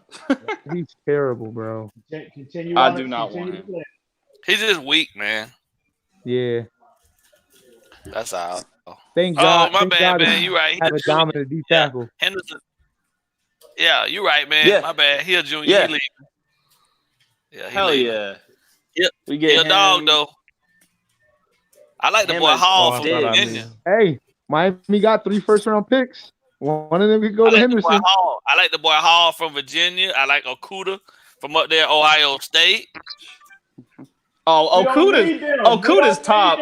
He's top 10 pick. Okuda easily. That boy nasty. We don't need. Is he better than Nick Needham? Yeah. Yeah. Is he better than Nick Needham? Yeah. Really, Needham's okay. How you gonna say that? Come on, man. In the league, bro. Okuda. Yeah. Okuda's a damn animal, man. Nick Needham in the league. There's no college player I'm gonna take over a player that's playing in the NFL, bro. Listen, check this out. What was Nick Needham's status? I don't know about that. Unrestricted, right? I mean, he was undrafted, right? Yep. Undrafted, yeah. Okuda going top 10.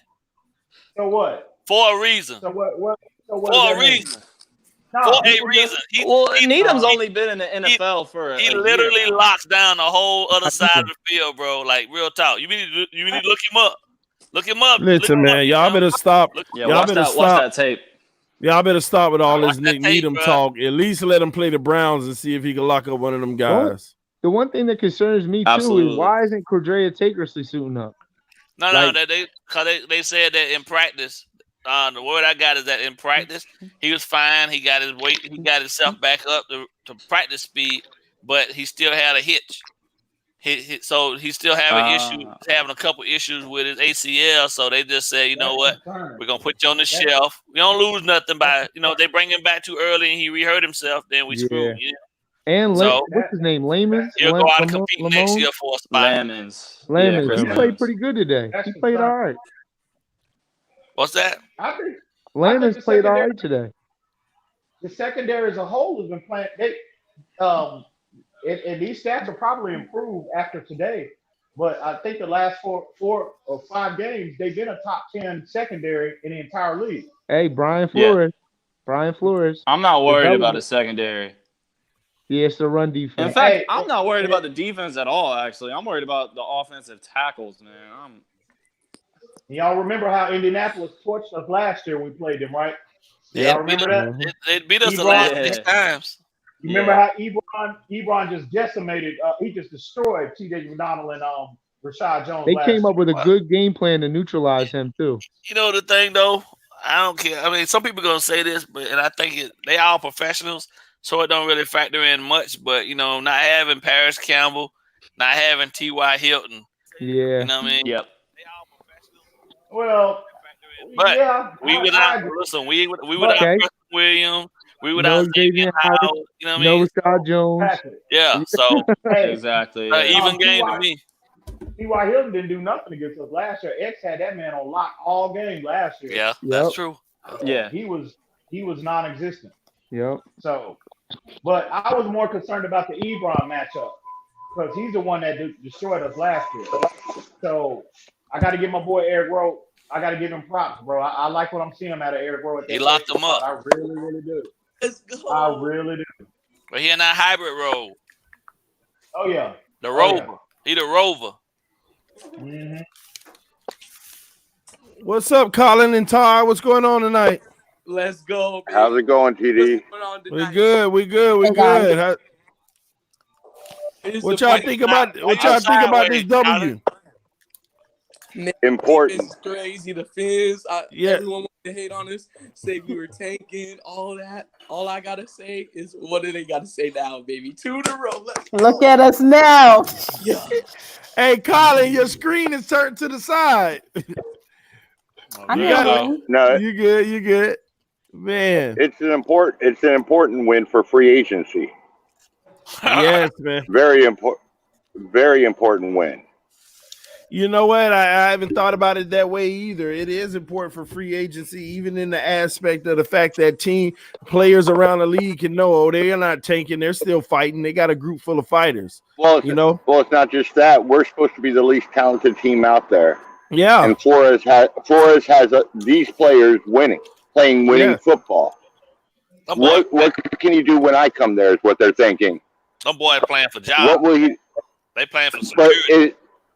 You're right, but what these players are also thinking, what can they do if I come there? Flores is going to have me playing my best football. You could have heard me.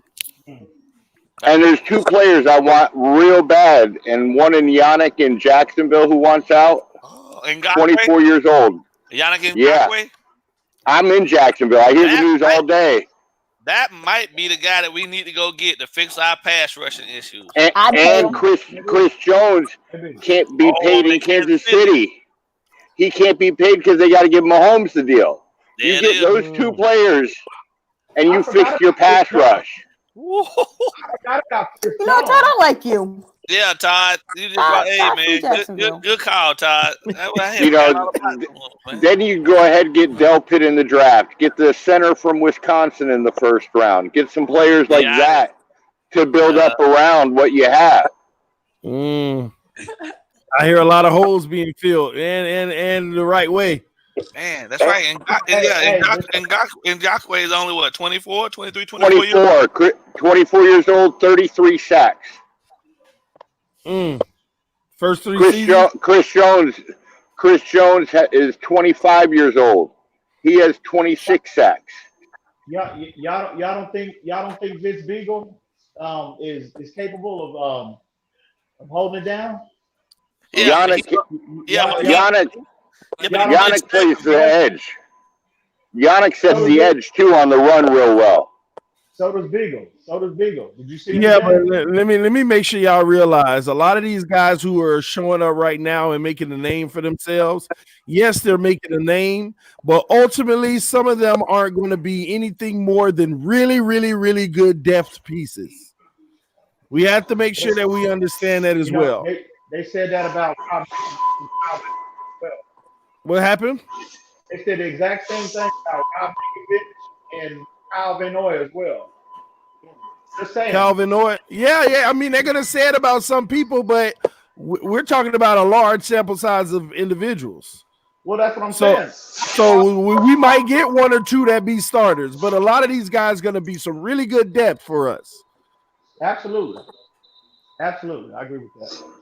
Yeah, we go. That's what I would do. I would fill the defensive holes in free agency and build my offense right this year. Chris Jones, we get a Chris Jones or then Ngakwe, they ain't gonna be no depth players. That's starter. No. I'm talking about the guys on the team right now.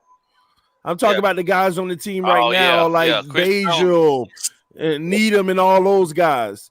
A lot of them ain't Chris Jones. Yeah. Chris Jones will not be paid. Mahomes gets his deal this year. They don't have the money for him. Yeah, that's true. So he's on his way out. You throw him a good contract. You got. They still wouldn't be able to pay the franchise tag on that because they're going to be so. Oh, who? Dak Prescott? No, I'm talking about Mahomes. Oh yeah, they can't. Mahomes. They got to pay with him. Mahomes. You can't. Chris Jones is out. Listen, because he's coming up. They're gonna have to start over and do something different anyway because Derrick Henry went for almost 200 on them today on the ground. Well, Chris Jones is also out with an injury right now. Right. So they got. So you mean to tell me we're seeing the symptoms of what I keep preaching? A top quarterback who is going to end up eating up all your salary when your team still already have issues, and now when you pay him, they're going to have more issues. Yeah, you're going to go backwards by paying them. And I tell you what, there's a running back I would love to see us draft in the second round is ETM from Clemson. He does everything well. Oh yeah, absolutely. I'm all over that dude. He blocks, he catches, he breaks long runs. He can run up the middle. He won't be there. He going in the first round. I don't think he'll be a first round because there's going to be only two, I think, taken in the first round. Jonathan Taylor. That's going to be no. What about the Georgia? Swift. Yeah, Swift. Hey, he's getting all the hype right now. Travis just broke the he just pushed himself 3 spots up just yesterday on the touchdown thing on the NCAA. So I mean, he gonna catch some more buzz. But I still think he's gonna be around in the second round, which we get the first pick of the second round. So that's who I would like there. And honestly, people are sleeping on that quarterback from Texas, Sam. No, come on, man. I think he could be a good quarterback in the future if shown. He has some mobility and he has a deep ball.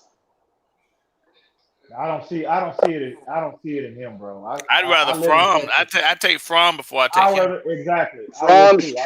Fromm, he reminds me of Tannehill a lot. And that's what and that's your alternative, EM, because I know you said, what's your alternative? Don't pay the guy? That's the problem, man. You don't need the best guy to play quarterback to win. All you need is above average. If Mahomes is all about Kansas City, he'll do like Brady does, man. He'll take a deal for a home, Exactly. So you would let Patrick Mahomes walk out of your back door? I ain't say walk out. I said take a hometown discount. No, I'm talking to TD. You would let him walk out your front door, TD? If he doesn't take a discount, I would, because I will stack up. The problem with this NFL today, they let the quarterback hold the team hostage. Build your freaking team. Build your team legit. And then place a slightly above average quarterback in that spot, and he can win. Build your freaking team, man. And a matter of fact, when it's all said and done, that slightly above average quarterback might end up being a great because he won his entire career. Okay. Win what? The first round? That's the alternative. That's the alternative, bro. The first round of Tom wasn't always Tom. That's for sure. Tom certainly wasn't always Tom, but another thing to make my point, EM Dolphins fan, is the fact that won't you name a quarterback that done won on a consistent basis Super Bowls that that got a lot of money. Put it like that. Give me a quarterback that got a lot of money. I'm not going to engage. One of the top contracts at the quarterback position when they won a Super Bowl. Give them to me right now. Give them to me. Name the one quarterback that was a top 5 salary in the NFL that won a Super Bowl. Come on, I'm waiting. Just one. Yeah, just one. Phillip Rivers been in the top 5, and he can't even get out of the playoffs. Just one. Give me one quarterback who's got paid top 5 money. Please tell me one. Ball game. What do you mean Phillip Rivers in the top 5? What? As far as what? He get paid every. He got a top contract. They can't even get into the playoffs. No, he don't. But EM ain't answering the question, ladies and gentlemen. Yeah, he ducking your question. He ducking that question. Name the one. You talking about what you just gonna let him walk? A lot of people that already tried the model of not letting them walk. Where did it get him? Where did it get him? It got him 20-year quarterbacks that never won anything. You need to stay out of that cabinet, TD. I've been telling you that, bro. Yeah, but you ain't got nothing to back up what you're saying, bro. You know what? I need to research. Okay. Then reserve your judgment on my comments until you research. Hang on. How about that? So I'm 100% sure that we can end this argument. I will have my research ready for you too. I promise you that. All right, man. All I'm saying is don't criticize my point if you don't even know all the details behind it to make yours. That's all I'm saying. That's all I'm saying. I know what I'm talking about because he on the last year. Yeah, you're right. He on the last year of a 4-year, $90 million contract. So who is that? Phillip Rivers. So he do a contract as well, but he said he's just gonna take it season by season. But like,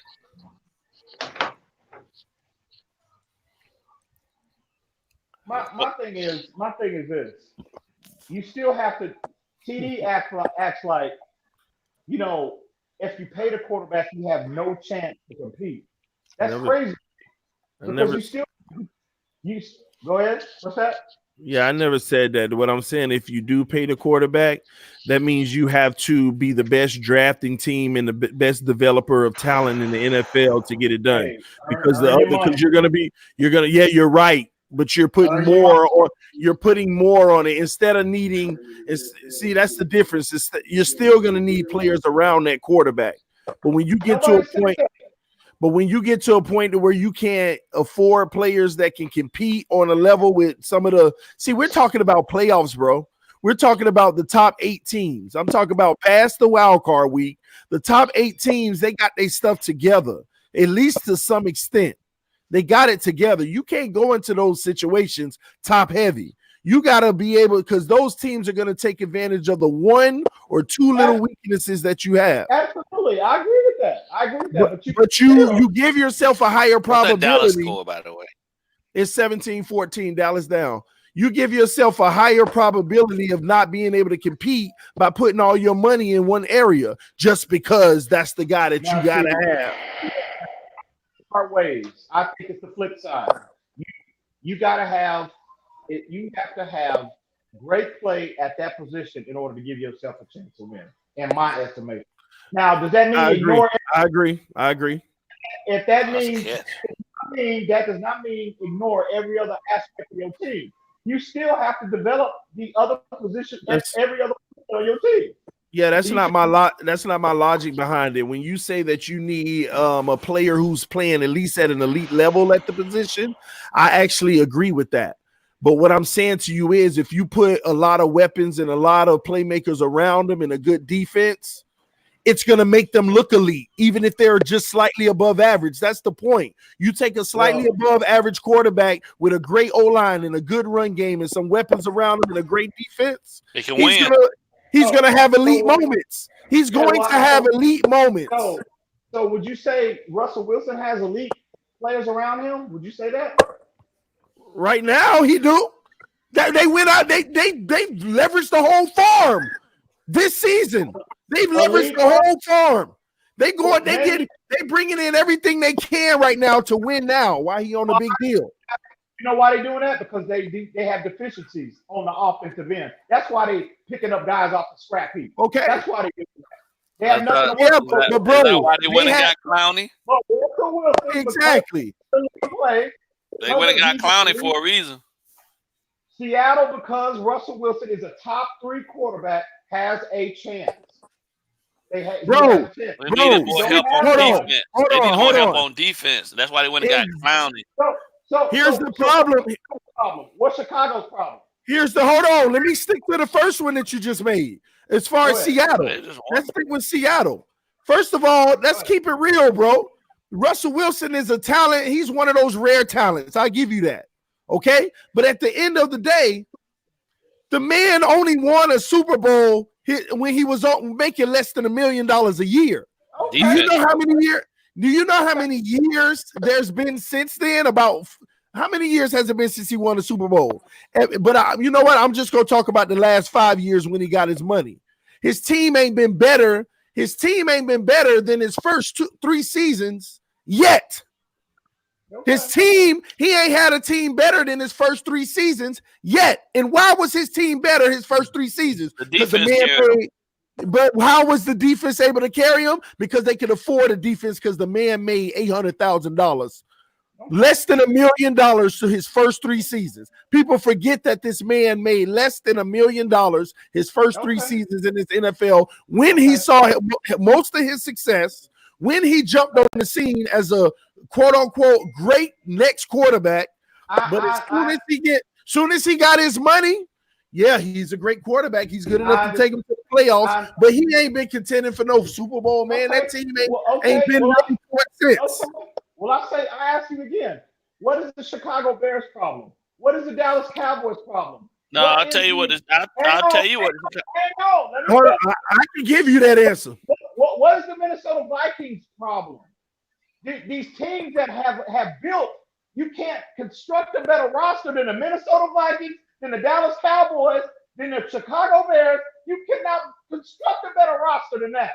Pro Bowlers up and down that roster. Why aren't they winning? Answer that is a direct question. Why aren't they winning? All right, you ready? Go ahead. This is where you finally be able to identify once you got all the weapons around your quarterback, your slightly above average quarterback, you can identify that it's the coach. This is when you can identify that they have they ain't got coaching issues in Dallas? Okay. They don't have coaching issues in Dallas? I think it's more of a Dak Prescott. Hold on, answer my question real quick. Do you believe Jason Garrett is the coach to win the Super Bowl? Do you think that do you think that a better coach can win a Super Bowl with this team? Not with Dak Prescott, no. Man, get out of here, man. Get out of here. Talk about not with Dak Prescott. Get out of here. I'll tell you what Chicago's They are good enough. They just got bad coaching. All right, well, they haven't won, is my point. And they got arguably a top 5 roster that they constructed. Who are you talking about? So have the Dallas Cowboys, so have the Minnesota Vikings, so have the Chicago Bears. Okay. What is the problem? Why aren't they winning? Why are they the Chicago Bears? Listen, the Chicago Bears got a 3-year quarterback who's been through 2 offensive coordinators in his career. So you stop it. I don't know what you want. What do you want from Mitchell Trubisky when he's got to deal with a guy getting replaced halfway through the first season that he's a rookie? The second season, the guy comes in, he don't work out. Now they got a new guy already this year. What do you expect? What you want to do? Again, that's the Tannehill excuses y'all used to. Y'all man, you just trying to make Tannehill excuse. You trying to make you out like this Pop Warner ball we playing or something. No, nobody said Pop Warner ball. Well, all right then. So they're trying to find continuity in the offense. The same stuff that we going through right now with our guys trying to learn a new offense. No, those teams are in win now mode. They're not in a reset like we are. Stop trying to make that comparison. They are in win now mode. So you're telling me that a new offensive coordinator come in that don't matter? That don't matter? You tell me if a new offensive coordinator comes in and takes over, that don't matter? This is second year in that system. How long do you think it takes for them to learn a new system? Hey, this the big leagues, baby. This the big leagues. Yeah, I hear what you're saying. Hey, this the big leagues. So tell me what's going on with Matt Ryan. Tell me what's going on with Matt Ryan. You got a 3-year quarterback. Trubisky is a 3-year quarterback. He's still learning. He's still a baby right now. Hey, ball game. I agree with you on that. But my point is they are in win now mode. And if they had elite play at that position, they would be arguably the favorites to win it all. Am I right? Am I right? You talking about the Bears? Yeah, Chicago. If they had Deshaun Watson on that team playing at the level that he's playing with now, the Bears would be the front runners. The Bears would be the front runners to win it all. Come on, man, stop it. Stop with the nonsense. I wouldn't say Watson is I would say Watson is just athletically inclined, and he just okay. Well, I'll serve you better. The Minnesota Vikings. If Russell Wilson was on the Minnesota Vikings, you mean to tell me you wouldn't think they would be the front runners to win it all? Come on, man. Stop it, bro. Stop it. You need elite play to consistently have a chance to win it all, not make a playoff. See that? I think that's the problem with you Dolphins fans that keep saying, well, we don't need a quarterback. We just need somebody not to win it for us, but just to manage the game. Y'all used to that Ryan Tannehill mentality, bro.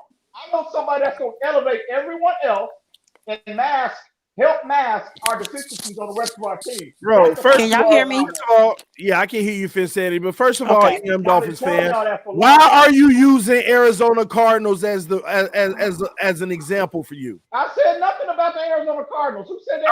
I'm in Minnesota. Why are you using Minnesota? Because they got arguably one of the best. They got a top 5 roster in the league. Does they quarterback stop, man? Stop. So you basically saying they roster couldn't be any better. The Minnesota Vikings have Pro Bowlers all up and down that roster, bro. That's fine, but then when your quarterback getting $28 million, you taking away from somewhere. That's all I'm saying to you. Off the top. Bro. That's all I'm saying to you.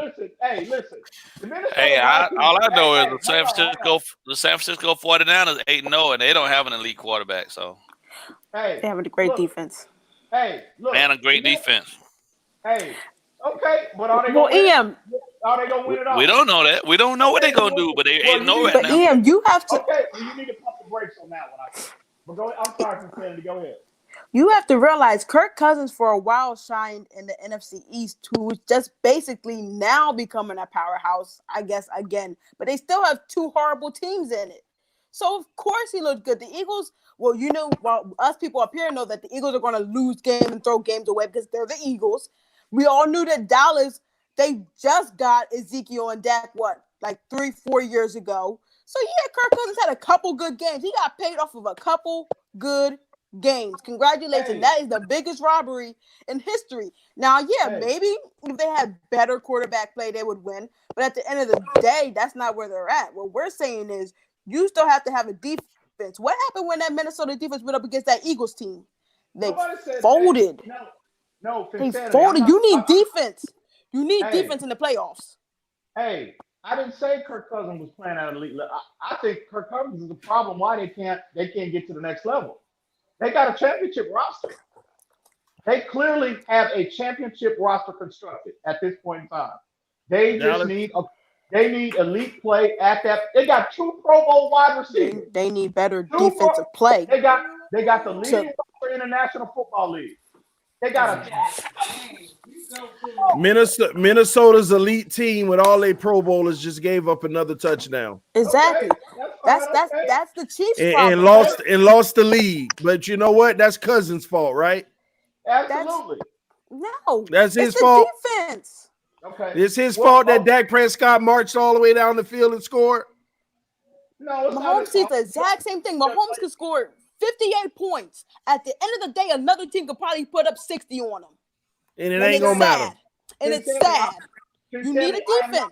I'm not saying you don't need one. Why y'all keep thinking I'm saying you don't need one? But we're saying the quarterback. You can't exactly. That's the point. You can't get one. You can't have one.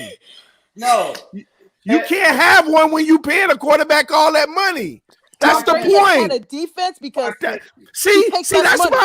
that's the point that I keep trying to prove with you, EM, about defense being important. More important to me.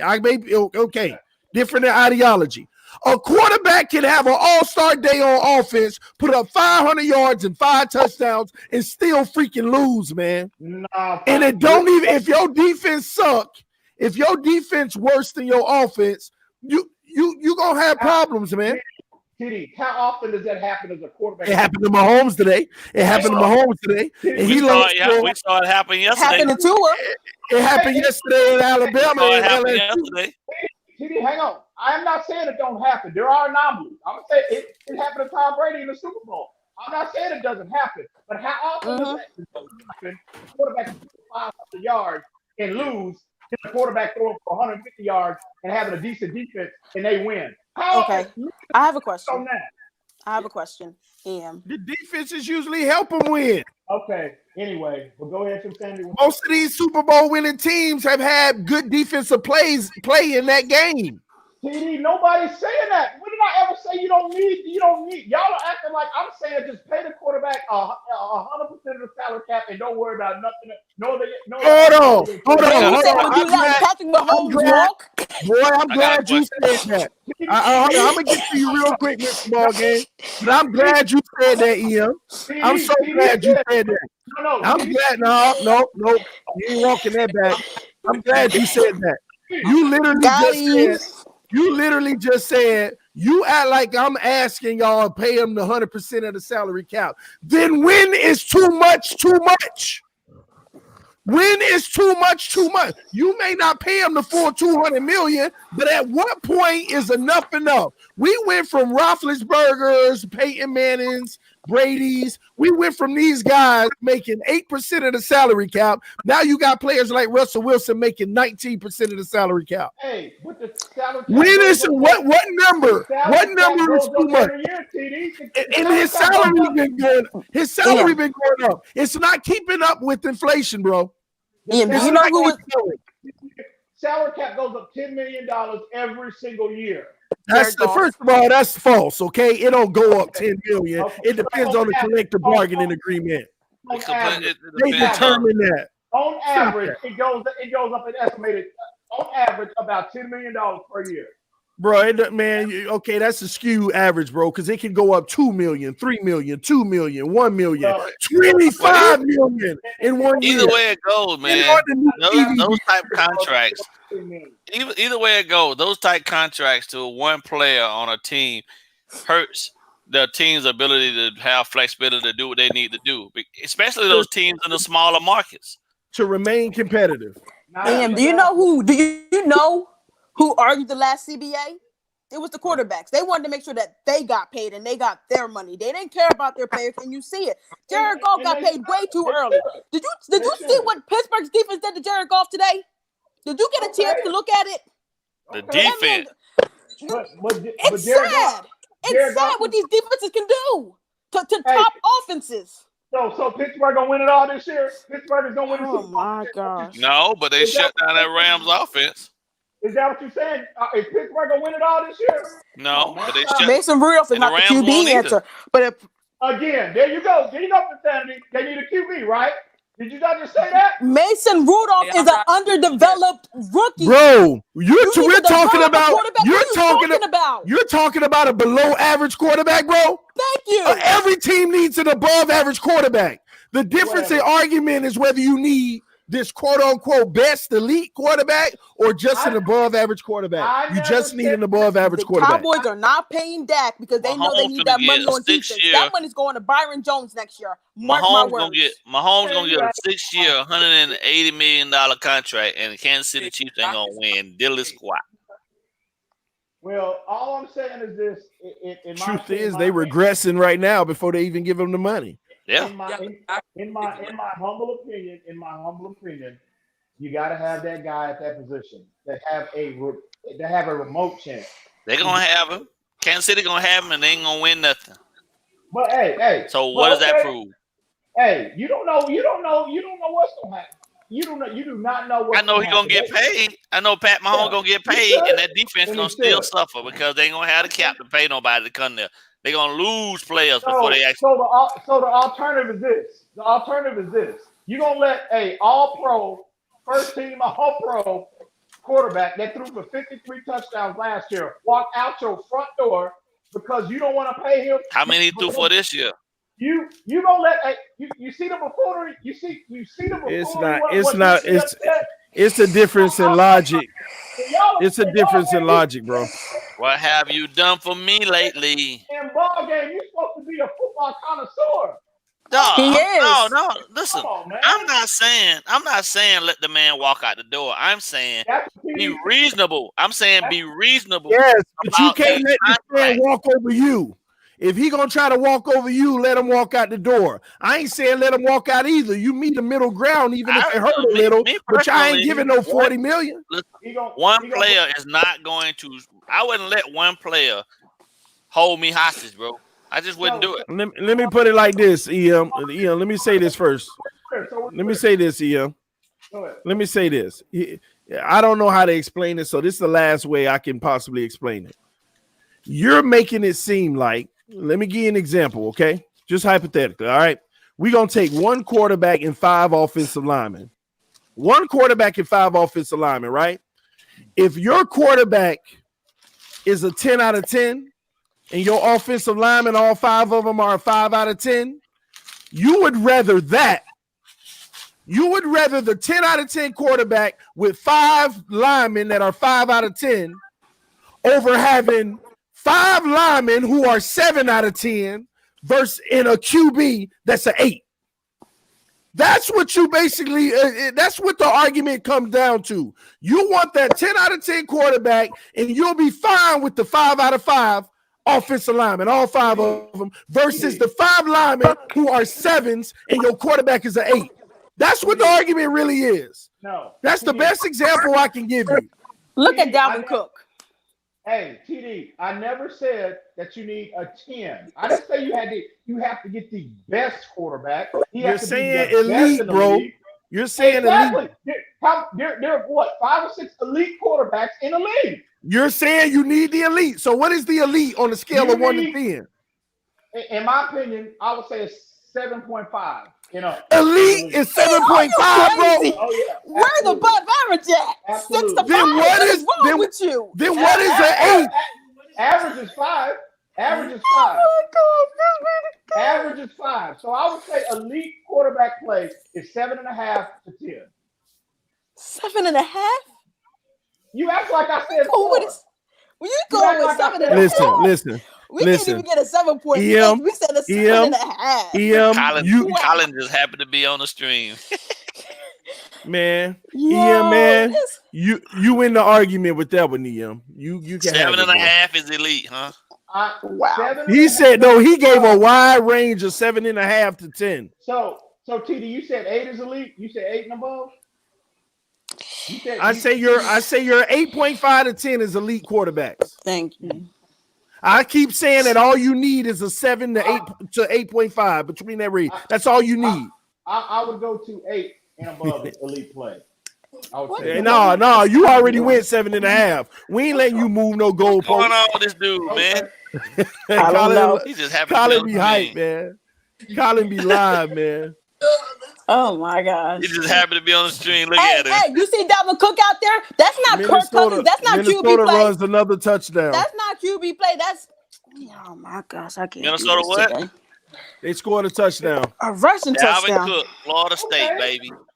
Sandy, when did you hear me say that you don't need all of these other complementary pieces? Why is Le'Veon Bell not in Pittsburgh? Because they wouldn't pay him. Why? Because they're paying Ben all that money. He wanted a lot of money.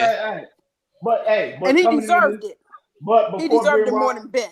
Is Pittsburgh not a consistent Super Bowl contender? Are they not? Because of the play of Ben Roethlisberger? Does Pittsburgh not consistently have a good defense? Does Pittsburgh not consistently have a good defense? They do now. They do now. They got a young defense. We don't know how good they can be at. They do now. They got a championship caliber defense this year. This year? They got a young defense. You forget, Dave, you forget when Shazier and all them was there, they were still doing it. So please don't. Please don't. What do you mean? They went out and got Joe Hayden because they needed quarterback play.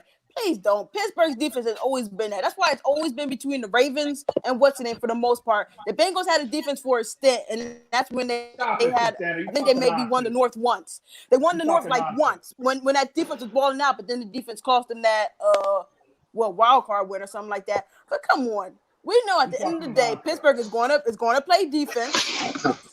They're going to play defense. In other words, and at the time they had Antonio Brown, which is the end all be all answer to a lot of people's problems. Man, who did Tim Tebow beat in his first playoff game, man? And to be honest with you, Pittsburgh. Damn, Pat Mahomes threw for 446 today and 3 touchdowns. Still lost. Okay, is the season over with yet? let me know when the season is over with. Let me know when the season is over with. Henry had 188 yards and 2 touchdowns. Of course he did. And that's why you pick him up in fantasy, because he's one of the greatest. Look at that. Tyreek Hill had 11 catches for 157 yards. They're gonna have to fix that defense. Please let me, and nobody's disputing that, but please let me know when the season is over with. Please let me know. The Chiefs. No, the Chiefs can win it. I keep telling y'all. If you're gonna win a Super Bowl, you got to do it while these quarterbacks on their rookie contract. No, I disagree. Sorry, because you can afford more weapons around them right in there. Hey man, Lamar Jackson them got away with one last week, but that won't happen in the playoffs. Trust me. Okay. Well, I have to agree with you on that one. I think the Patriots are the favorite to come out the AFC. Yeah, ain't nobody gonna beat them. Ain't nobody gonna beat them in crunch time. Not impossible. We gonna beat them. I hate the way that even sound coming out my mouth, man. But they're a different monster, man, in the postseason. Week 16, we got them, baby. On the road. Man, they gonna beat the snot out of us, bro. Man, you better have some faith. Well, let you tell it. I got faith. We gonna show up, but they gonna show out, man. They'll be in playoff mode by then, baby. Yes, sir. Hey, let you see. You sit up here ridiculing my 7.5, but if I distinctly remember, you thought Josh Rosen was playing at an elite level after two throws. After 2 throws, you thought Josh Rosen was playing at an elite level. Did you not say that? You being a little petty right now, bro. Did you say that? TD? You being a little petty right now. I'm just pointing out facts. That's all I'm doing. All you gotta do. After 2 throws. All you gotta do. You're gonna love Josh Rosen, I'm telling you. Go show me the film and put the timestamp in the comment section. You just watch. After 2 throws. But anyway, I'm not. You just watch. You're gonna love Josh Rosen down the line. I don't know what streams you be listening to, EM. Get out of here. You be hearing what you want to hear, man. Why can't we have both? We will. We can. We will. Yeah. We're gonna have an elite quarterback in Burrows, and we're gonna stack up this defense. We're gonna have both. Hold on, let me put this up since you named Burrow. Yeah. So what EM's saying, I think you do need that monster in the quarterback position, but I understand the whole defense and defense, like Belichick said, like you said, Belichick said, you can't lose the game if they're not scoring. So, I mean, but we're in a position now that we could do both. We can solidify the offense and we can solidify the defense. Why can't we have both? Why are we always singling one thing? I agree 100%. I agree 100%. I don't agree with the pick being Burrows, but I do agree. We got an opportunity to get both. So my point. Let me ask you this question honestly. What else would Joe Burrow need to do to win you over? Change his name to Tua Tagovailoa. Larger sample size. So let me ask you. So if LSU runs the rest of their schedule, and LSU goes into the playoffs because they're probably gonna make the playoffs, and they run the table and they win the national championship, is that large enough sample size for you? Not for me to be to for me. The last time Tua was in the national championship game, he lost. Okay. If can I finish? Yes, sir. Okay. Hey, if Joe Burrow continues on this, if he continues to play as well as he's been playing and they win it, well, they don't even have to win it to me. I told you, I'm college football team success. I don't use that as a barometer of grading an individual player's ability as far as transition to the next level. I don't do that. I look for I grade players based on their individuality. Period. So, Colin, you okay, man? Woo! I just wanted to hold up real quick and shout out the Miami Dolphins defense today, baby. Let's go. They wanted to say our defense is going to be starters. Come on now. That's what's up, Colin, man. You good? Go ahead, EM. Go ahead, EM, man. Hey, but yeah, for if he continues on this, to play as well as he's been playing, I still think Tua is a better prospect. That's not going to change. I just think Tua gives you everything that he potentially gives you and more because of the elite arm talent as well as his mobility. So that's never going to change me thinking Joe Burrow is a better transitioning to the next level, because Joe Burrow, even though these numbers can be inflated. Y'all shouldn't be blown away by numbers. But the kid is, I can't take nothing away from him. He was impressive yesterday. I mean, I was impressed with his mobility. I didn't know he was that mobile. I didn't think he could extend plays like that. How he navigated the pocket, how he was eluding people. All the trash around his feet, how he was just, spinning out of that, turning around, keeping his eyes downfield, and making throws to the hardest parts of the field. He was making NFL throws yesterday, and I was thoroughly impressed. But again, I just think Tua is that special. I told you yesterday, I saw Dan Marino, bro. I was looking at Dan Marino yesterday when I was looking at Tua talking about Lord. And I just don't get what the criticism. I understand, but the man is not healthy. 2 games y'all graded him on, the Clemson game. How ironic he played. He didn't play up to the standard that y'all hold him to. But it's ironic at the 2 games, the Clemson game and this game, Clemson number 1, LSU is the number 1 team in the league. But is it by coincidence or what? In both of those games, he wasn't healthy. So if you're arguing and say that his durability concerns you moving to the next level, I get that. I understand that. Mm-hmm. But if you're grading pure talent, it is not close. It is not close between him, Joe Burrows, Justin Herbert, Jake Fromm, whoever. I'm not arguing, but I think he's a better overall athlete. I'm just saying in terms of you have to take into consideration the durability concerns. I agree. I mean, 100%. At the next level, you got 245-pound linebackers running 4.4. You know what I mean? Absolutely. And getting hit by So, but and you know what's crazy? That's probably that's going to make him fall, and that's going to make him fall right into our laps. And you know just the durability. That's the durability aspect of it. Whether we take him or not. I'm hoping if he falls. I'm hoping and praying that a scenario happens like with Deshaun Watson, because when he came out, what was the knock on him was injury concerns. And it's possible. He's still. You never know. Players can drop. It is possible. He blew out both his ACLs in college, both of them, and so that's why. That means there is hope that we can grab 2 in the 5th round and see if we can make him a project or something, man. Ain't nothing wrong with that. So I'm down for it, man. We'll see if that happens. Time will tell. You love poking the bear, don't you? You better know it. Hey, you're a real funny man, CD. You're a real funny man, bro. I got much love, though, baby. Much love.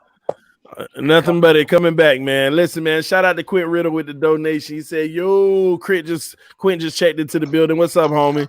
But listen, guys, I wanted to ask y'all see this game is actually heating up. We got a 4th quarter in front of us. We got Minnesota and Dallas giving up points.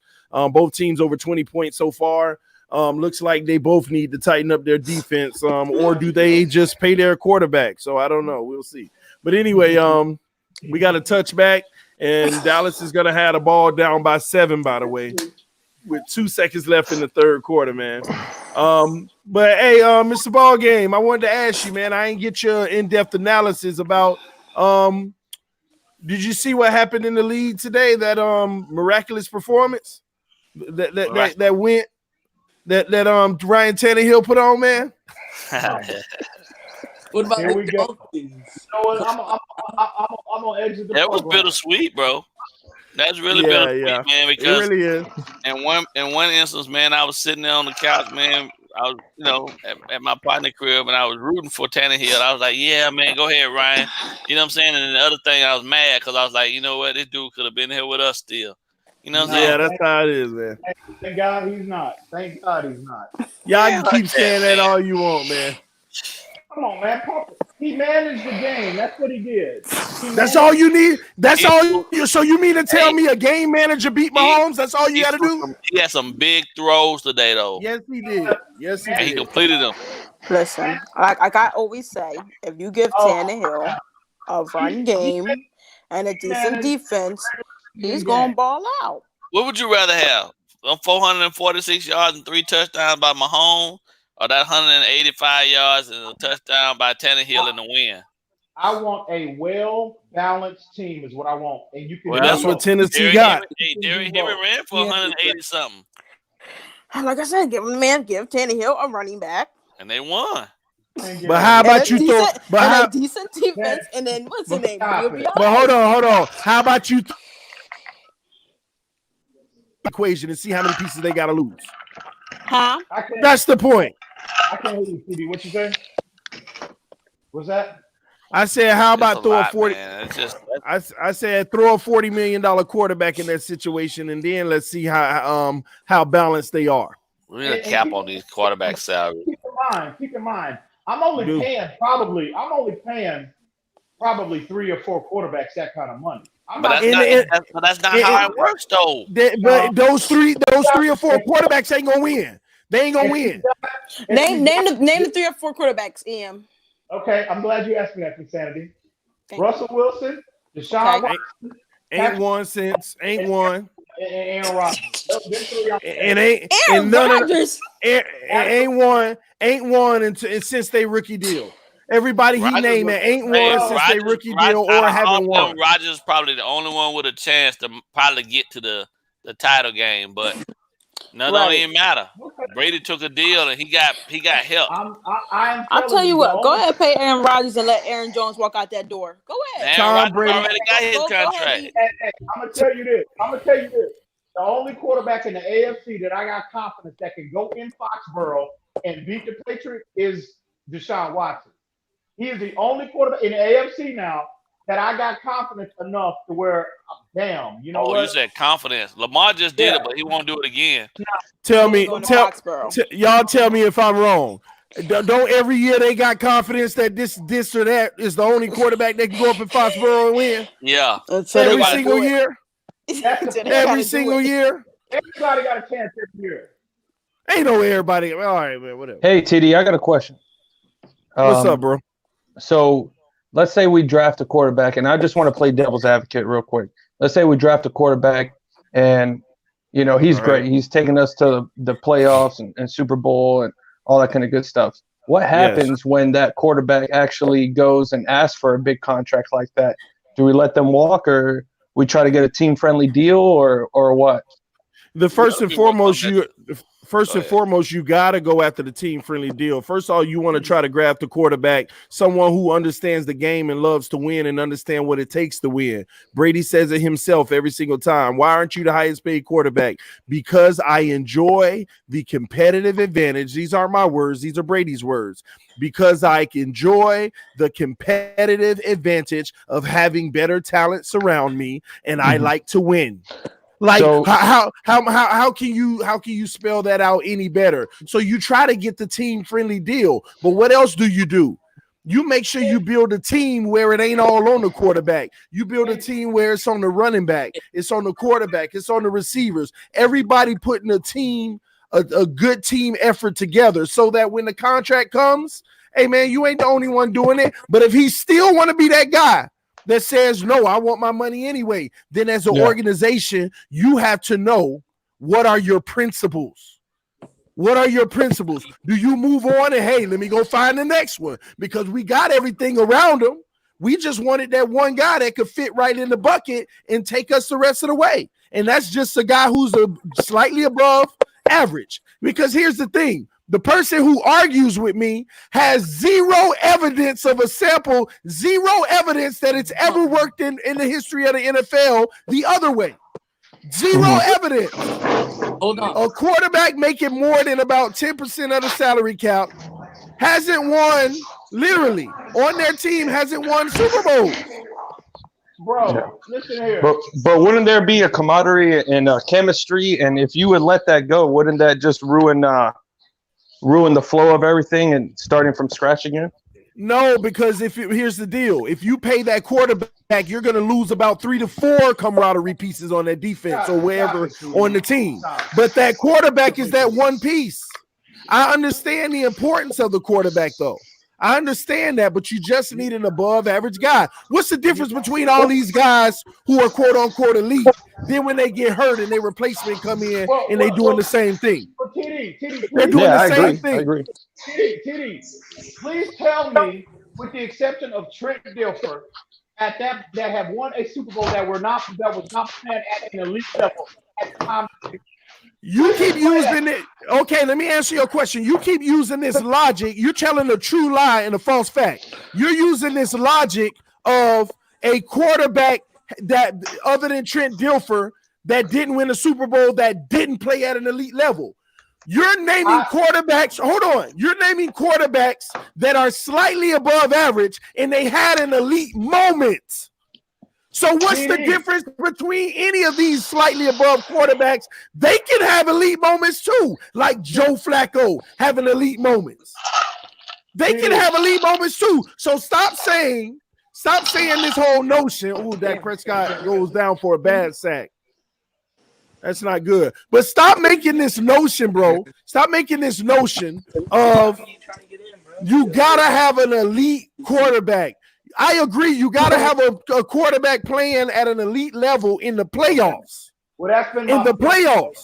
That's been my point the whole time. Bro. But separate the two. Stop saying you need an elite quarterback versus a quarterback who's playing elite football in the playoffs. And you don't always need that either, because some defenses ride your quote-unquote non-elite quarterbacks in the playoffs. TD, I've been consistent and adamant about that. You need elite play. I told you that last week. So what's the problem with going to get a slightly above average quarterback who can give you elite play if you put better talent around him? Well, bro, look at here. TD, nobody ever said that you do not need to build a balanced roster, bro. No, I never said that. But it's hard to do that if you're paying a quarterback ridiculous. That's the point I keep making. You know what I think? My philosophy is exactly what Miami did. They exhausted in the infrastructure. You know what I'm saying? Look who they brought in on their staff. That's what teams need to be doing. What is Colin doing? That's what teams need to be doing, as opposed to thinking the remedy for the deficiencies on their teams in free agency. They need to build. They need to focus on the people going out there trying to find the talent, scouting the talent, as opposed to waiting till free agency starts and you blowing up your cap trying to bring in 1 or 2 players. That's what you. That's the philosophy teams need to adapt. Period. Okay, that's a philosophy, and you need to take a team and see if they follow that path to see if it works. But what I'm talking about is, no, they haven't tried, because you always leave out details, bro.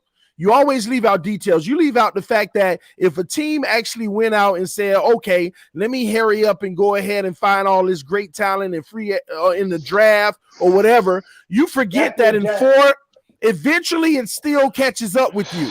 You can go draft different players in the first round this year, next year, and the year after. Eventually, if they show up and be great players, you got to pay them money. Eventually, the salary cap is going to catch up anyway, and you're going to have to make a decision. Do you take your quarterback and pay him a lot of money, or do you let these 2 to 3 really good players go because you can't afford it and you start over? Draft is every year. You need to be replenishing your talent on a week. But you can't replenish everything every year, and some players don't turn out. That's just natural. I understand that. I get it. I understand that. But you're leveraging it all on one player, bro. It's like Atlanta right now. You can't replace a Julio Jones. You know what I mean? You're not gonna find a Julio Jones coming out of the draft. So. But he getting paid his money. Yeah. And then they gotta pay. Matt Ryan got paid too. He got paid before too, but. The Falcons, man, They have a talented roster. They got a lot of talent. We're entering an era where we're going to see quarterbacks 21, 22, 23% of the salary cap is going to a quarterback. And that I just don't understand how anybody thinks that that's going to be successful for them and their franchises. No, they're trying, bro. Mr. Ballgame, they're trying to make it the norm. They're trying to make it. They're trying to make it to where, oh, this is what every team deals with. Somebody just made a comment. TD, every team has to deal with this type of stuff. No, they're choosing to. They're choosing to. Stop making it the freaking norm. It's not the norm. It's them choosing to, and they continue to lose. They continue to lose year after year. And the one team that's not doing it that way, constantly winning. The one team. What, bro? In my opinion, hey, from a money standpoint. The one team that's not doing what everybody else doing is winning chips after chips after chips after chips. The one team that's not doing what everybody else doing. They got Bill Belichick as their coach. No, why you think they've been drafting quarterbacks and stuff? I don't want to hear that. You think that boy wasn't going to replace Tom Brady if Tom Brady wanted buku crazy money? You crazy. At the end of the day, Robert Kraft, even though they settled that situation, Brady wouldn't be in New England if he said, "Give me my 45." And they got now they grooming Stidham. Not a 30-year-old Tom Brady, a 40-year-old Tom Brady. Bro, it don't matter if he's 30 or 40. He can still give you 3 to 4 years of what he's been giving you. Okay, well, why were they making extensions with him every time his contract would come up when he was younger? Why did he get an extension every time when opportunity? Oh my God, bro! Because they had to also keep restructuring. We wasn't even in the era then. We wasn't even in the era right then. But Tom was restructuring those contracts for it. And he wasn't getting paid. This wasn't even a conversation because he wasn't taking up. He wasn't taking up 20% of the salary cap then. I guarantee you, he wasn't. The top paid quarterbacks wouldn't take it up 20% of the salary cap. They were still at 9, 10, 11. If Tom Brady was 30 years old. And he played hardball with them and said, "No, I want to be paid like the top quarterbacks in the league." I guarantee you, Bill Belichick will pay him. You don't know nothing about Patriots football, bro. No, I don't think that will happen. I think he's going to leave, man. They don't do that. They don't even play that type of. You don't know nothing about it. You know nothing about it. No. He won't win. No. Willie McGinnis. Even Willie McGinnis talks about that. Even Willie McGinnis talks about that early and often. He talks about that all the time about when in contract negotiations, the Patriots, when they call him in, Willie McGinnis talked about this, and he said it himself. He said that applies to every other position except that. If Tom Brady was 30 years old and he wanted to play hardball, there is no way in the world you don't let the greatest quarterback walk out your front door. Come on, man. Listen, man. Bro, EM, here's where your problem is. So if they let Tom Brady go 2 years ago and they got another quarterback in there and they win and won some chips with that quarterback, that's just going to further for them. It's more reason why they would have did it if he would have wanted more money. It would have further, especially Belichick, it would have further more to him proving, hey, it's all me. This is what I do. Bill Belichick is a different monster, though, man. I'm telling you. Tom even talked about it. Tom said they can walk. Him and Bill will walk by each other in the hallway 15 to 20 times a day, and Bill won't even speak to him. He don't give a damn about that. Bill want to win. He looking at the roster. He said, "Take this. This is what we're gonna pay you. If you don't want this." So what happened when Tom Brady got hurt? What happened when Tom Brady got? Did they win the Super Bowl that year? Matt Castle came in and gave them a great season. Okay. What do you want? 13 games? It was 11. They won 11. 11? Oh, okay. They won 11 playoffs? Did they win it all? Did they win the Super Bowl? Tom Brady ain't always win it all, bro. The objective in New England is to win that chip. Period. Hold on. Did they win the Super Bowl the year before he got hurt and the year after? The year he got hurt, if what you're saying is correct. Hold on. Did they win the Super Bowl the year before he got hurt and the year after? What you are saying is correct. Okay? That you need a play. Matt Castle was the epitome. He's what you deem as an average below the game managing type of quarterback. At that time, he was. So I asked you, they had all the other components of their team, all the other resources that Brady had at his disposal. Why didn't they win it all? Hold on, bro. I'm gonna drop the mic on that. Weren't they even wanting to trade Gronk? No, I'm gonna help this guy. But Gronk said, yeah, they were looking. They were willing to trade They Gronk. don't care how productive you are. You can't ever name any Patriots player like, oh yeah, that's the highest paid. Like I right say off again, your head, oh yeah, they were the highest paid ever. They don't do it. They don't do that in New England, man. They don't play that game. The year Tom Brady lost, Matt Castle had every resource that Tom Brady had at his disposal. Why did they not win the Super Bowl? That's all. What year was that? Hold on. 2000 what? 2008. 2008. Who won that year? All right, hold on. Who won that year? year? I'm asking you. Who won that year? Let me answer his. Okay, go ahead. Who won that year? You talk about the Giants? I know we won a division that year. I know that. Right. We won the division that year, but who won the Super Bowl that year? I don't know who won it that year. I got you. Hold on. The Packers did. Green Bay did. Green Bay won that year. Hold on. Let me help him out, man. You asking? Hold on. In 2008, yeah, the Giants in 08, the Giants defeated Yeah. Hold on. The Giants beat the Patriots that year. Yeah. I don't know if you have the right year up. You would have to look at the 2009 championship because we played this season in 2008. The Steelers won in 2009? They beat the Cardinals in 2009? You mean that Steelers defense? Yeah. Oh, all right. That Steelers won in 2009. All right. All right. No, he's trying to talk about the year Tom Brady got hurt. Yeah, it would have been the 2008 season, but the 2009 Super Bowl. Saints won in 10. Green Bay won in 11. You're right. Right? You're right. Because Jackson never played in the Super Bowl. But my Ravens answer won in 13. Yeah, my answer to you, Dolphins fan, is the fact you said, okay, the year Tom Brady wasn't there, why didn't he win the Super Bowl then? The same reason he didn't win the year before when he was healthy and the year after his injury when he was healthy. You ain't going to win them all. Okay. You ain't going to win them all. But you still had a competitive team. When they see, that's where we differ. That's where we part ways right there. Okay, help me understand. You have a mindset of, okay, well, I just want to get to the playoffs, and that's it. The objective is no, that ain't what I have. But once again, Tom Brady didn't win the year before that and the year after. Okay. So what's your What's your point? So just between that, Matt Castle lead him. Did Matt Castle win a Super Bowl in his career? Hold on. Let's back up for a second. The point of the matter is to at least have a chance. Because nobody's going to be guaranteed. 32 teams, only one of them going to win. The point of the matter is to give yourself a shot to win. So you mean to tell me Matt Castle the Patriots didn't have a shot to win it with Matt Castle? And the objective is to get one of those guys to legitimately have a chance to win it all, not just make the playoffs. Period. I get all of that, but once again, your point is to be able to compete for a Super Bowl, have a chance. Matt Castle, you saying that Matt Castle didn't give him a chance? No, because they didn't make the playoffs. What do you mean they didn't make the playoffs? They won 11 games. We won the division that year. We won 11 games. They got bounced out.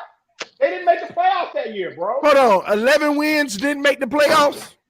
Absolutely. Are you serious? Absolutely. We won that. Bro, so you mean to tell me you going to put it on Matt Castle was the difference maker and why they didn't make the playoffs? I'm just going by is that what you're saying to me? According to you, all you need is a game manager. That's what you said. No, what I'm saying to you though, bro, tell me, is that the reason? I thought the Ravens had. No, what you said was all you need is somebody not to lose the game. That's all you need. That's what you said. No, not be the reason you lose the game. Not be the reason, bro. Don't turn the ball over. Don't throw interceptions. Don't fumble when nobody touch you. That's what I'm talking about. The year that Tom Brady goes down to a season-ending injury, they did not make the playoffs. Please, and Matt Castle or whoever they had at playing that position at that time had every other weapon, every other resource that Tom Brady had at his disposal. Why did they not put themselves in a position to win it all? That's all I'm asking. According to your so hold on. based off what your theory is about having a game manager and somebody to manage a game. Explain that. Explain that to me. So tell me, why didn't Aaron Rodgers make it to the playoffs since his rookie deal? Has he won it? A few times. Has he won yeah, he won one on his rookie deal. Okay. I'm still trying to understand. You're putting that on Matt Castle as the reason. That's what I'm trying to understand, bro.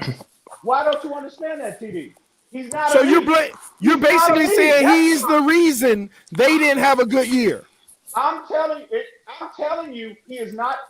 I put it out there. I can't explain it any better than that. He has every resource available to him, just like Tom Brady did. Tom Brady gets hurt, they don't make the playoffs. But according to your theory, that you just need a game manager, a person just to manage the game and not lose it, they didn't even get the playoffs that year.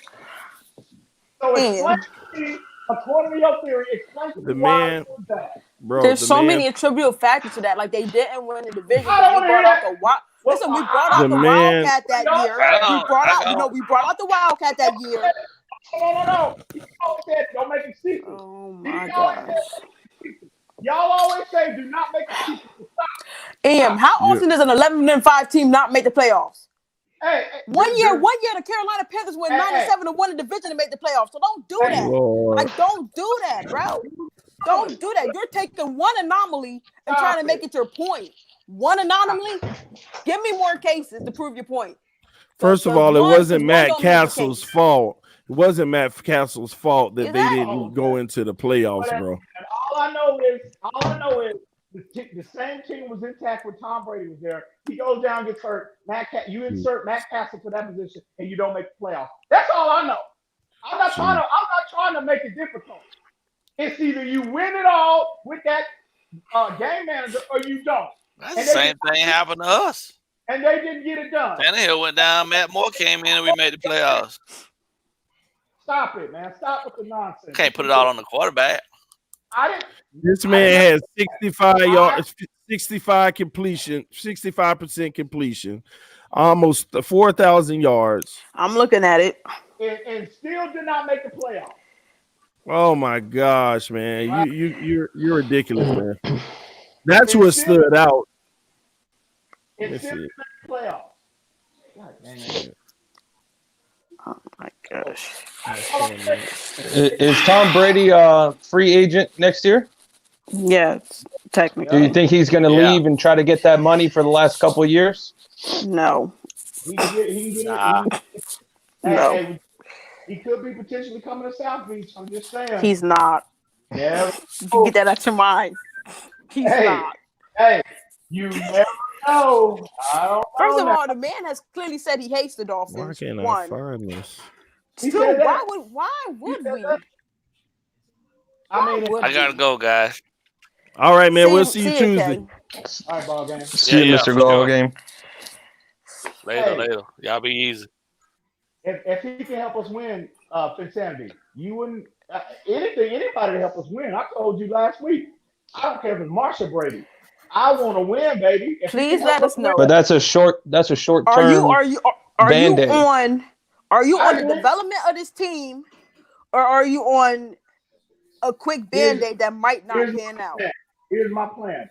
Draft Tua Tagovailoa, and if Brady wants to come to South Beach, if he calls his old buddy Brian Flores up and says, "Look, bro, what can we do? What can we do?" Buddy. I'm going to entertain that. I'm going to entertain. And who better for Tua to sit under 4 years? Who better than Dan Marino? You got to remember, the Patriots have built this system over 20 years. Okay. And then you want him to come here where he has no chemistry with any of these receivers, and you think it's going to be the Dolphins are not going to pay that price. Dolphins ain't going to pay him. We're staying young. Why do that again? I'm not doing that again. I'm not taking nobody's old almost out the league because they want to chill in Miami and get a nice tan. No. But it would be a smart move for him to leave and get that big paycheck, considering if he only has like 2 years left. Why? The man is set for life already.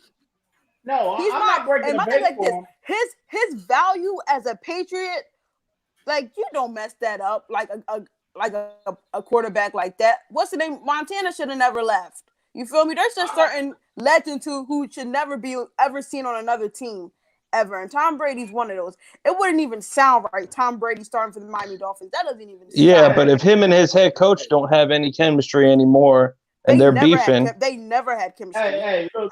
I'm not saying break the bank for him. All I'm saying is if he gives his you are. Hey, if he then you not say for him to get his big deal? You preface that by saying that. No. I'm saying if he calls it, I'm not saying break the bank for him. I'm not giving you wishful. But you would have to. You would have to. No, I think Brady has the same mentality as Gronk, that he'd rather retire than go play for another team. I'm just saying, don't be surprised. Simple as that. I wouldn't be surprised. That's all I'm saying. Why would it? It don't even make sense. There's no logic in that. It's a system. There's no logic in that. How is it not logic? He can't give you. You don't think he can give you better quarterback play than what Ryan Fitzpatrick is giving you or Josh Rosen is giving you? Really? The Miami Dolphins are going young and are trying to develop. Now, if he wants to come in and be a consultant, then that's cool with me. They can do that and they can do both at the same time. I told you. Draft Tua Tagovailoa, have him sit for a year under Tom Brady. You are reaching. You are reaching. Hey, give Brady. I'm glad TD's not entertaining this because you are reaching. That is a reach. I'm just saying. That is a reach beyond measure. We're more likely to get Cam Newton than Tom Brady. Like, if you're gonna reach somewhere in the atmosphere. Like, come on, Cam Newton is not a scheme fit. You know what? You know what? If Tom Brady takes a meeting with the Miami Dolphins, I'll go back and say, EM, you were right. If he just takes a meeting, he don't got to sign or nothing. If he comes down to South Beach or they go up there to take a meeting, I'll be like, EM, you right. But that's beyond the stretch. All I'm saying is beyond the stretch. I would not be surprised if that happens. And listen, I'm gonna tell you something. If one of the greatest coaches is ready to walk away from a quarterback, I don't want him. The ones he wasn't willing to walk away from Garoppolo. And Garoppolo's not elite, but he's out there winning in San Francisco with a good defense. If Belichick is ready to walk away from Brady and say, "Hey man, listen, I don't see him in him anymore," I don't want him. I would rather have him and pay him if Belichick was trying to outbid us for him. You want Belichick's trash? Congratulations, because once again, he'll bring somebody else up in this system. And they'll still beat us because we're not doing the right things, developing someone else to take the reins over long term. All I'm saying is, I'm not saying go after him. I'm not saying call him. I'm saying if he calls me, if I'm Flo, and he calls me up and say he calls his old buddy Brian Flores up, and he says, "Hey, bro, look, this is what I want to do. Can we make this happen? As long as it's reasonable, I don't see the downside. You continue." You're drafting your quarterback, draft Tua, have him sit, or Joe Burrow or whoever, Justin Herbert or whomever. Miami select in April, have him sit. I'm just saying, I would not be surprised if I see that. But just any event that it does, don't. Perfect storm. Perfect storm. Hey guys, but keep in mind, y'all have to remember now. Y'all have to remember the clock starts as soon as the Super Bowl is over. Flores is going to have to start losing immediately. So any way that he can, any resource that he can obtain to get this program on the right track and on the right track, he needs to entertain it. Yeah, you're right. Bring Tannehill back. I hear it, man. Talking about coaches, how about these coaches developing our Dolphins, man? I'm so happy. So happy about that. Absolutely. That's what it's about, man. We need more of that. We need to just get everything we can out of the guys we got so we know how we moving forward in the future, man. These guys are just answering questions for us of how deep we need to go in the draft and free agency. And just so y'all know, this game is actually heating up. Dallas is trying to threaten to take the lead. Right now, it's at the 2-minute warning. When we come back from commercial, I'm going to be commentating part of the game, so we're going to keep chatting, though. But as I commentate, we're going to be in and out of the conversation. Just FYI, all right? What's up, Joe Blow? What up? What's up with you, homie? You good? I'm fantastic, man. I hate I hate that we won today, but it's all good. Come on, man. Get behind it, man. Tua's gone already. Nah, we still have hope. Hopefully they can lose. They can go on a losing streak. Long as Miami stays in striking distance in the draft, as long as they finish around no later than I would say between, long as they don't finish lower than 7, long as they stay within striking distance, they can always move up. They're going to win the rest of the games, man. The rest of the season is going to be wins. And Obama going to be reelected, but that's not going to happen. We'll see. Let's see. Time will tell everything, baby. What you think about yesterday? You know what? I had a whole extended study on that, so I'll save that for Tuesday. Because Mr. Excuses is not here, so I just say that for Tuesday. Who was that ball game? I thought Mr. Excuses. No, that's TD is TD. That's TD flip flop. That's what that is. Yeah. TD flip flop that said Rosen was a lead after 2 throws. Yeah. Yeah. That's him. Never said the man was a lead. If you want to try to put lies on me to sound more credible, by all means, bro. You know what, Ian? I'm a research that. Because I know. Thank you. Matter of fact, make sure that you put the video title in the time stamp, and I will play it for everybody. In the full context. I will play the full context, because y'all are the type of people that will look for me to be making jokes like that and be like, "Oh, we gonna make this gospel." Y'all political smearers. Y'all make campaigns to elevate your status. Get out of here with that crap. Talk about I said Rosen was elite. Stop that mess. I told you he's a flip flop. Now he's saying he be joking. That's a flip flop. Yeah. Well, you find it, and I'll let everybody else I'll let everybody else judge the context of me ever saying. I don't even remember saying that. Clean it up, flip flop. I don't remember ever saying that. Y'all trolling now. Kitty, did you call him a franchise quarterback? Did you call him that? I said he could be a franchise quarterback.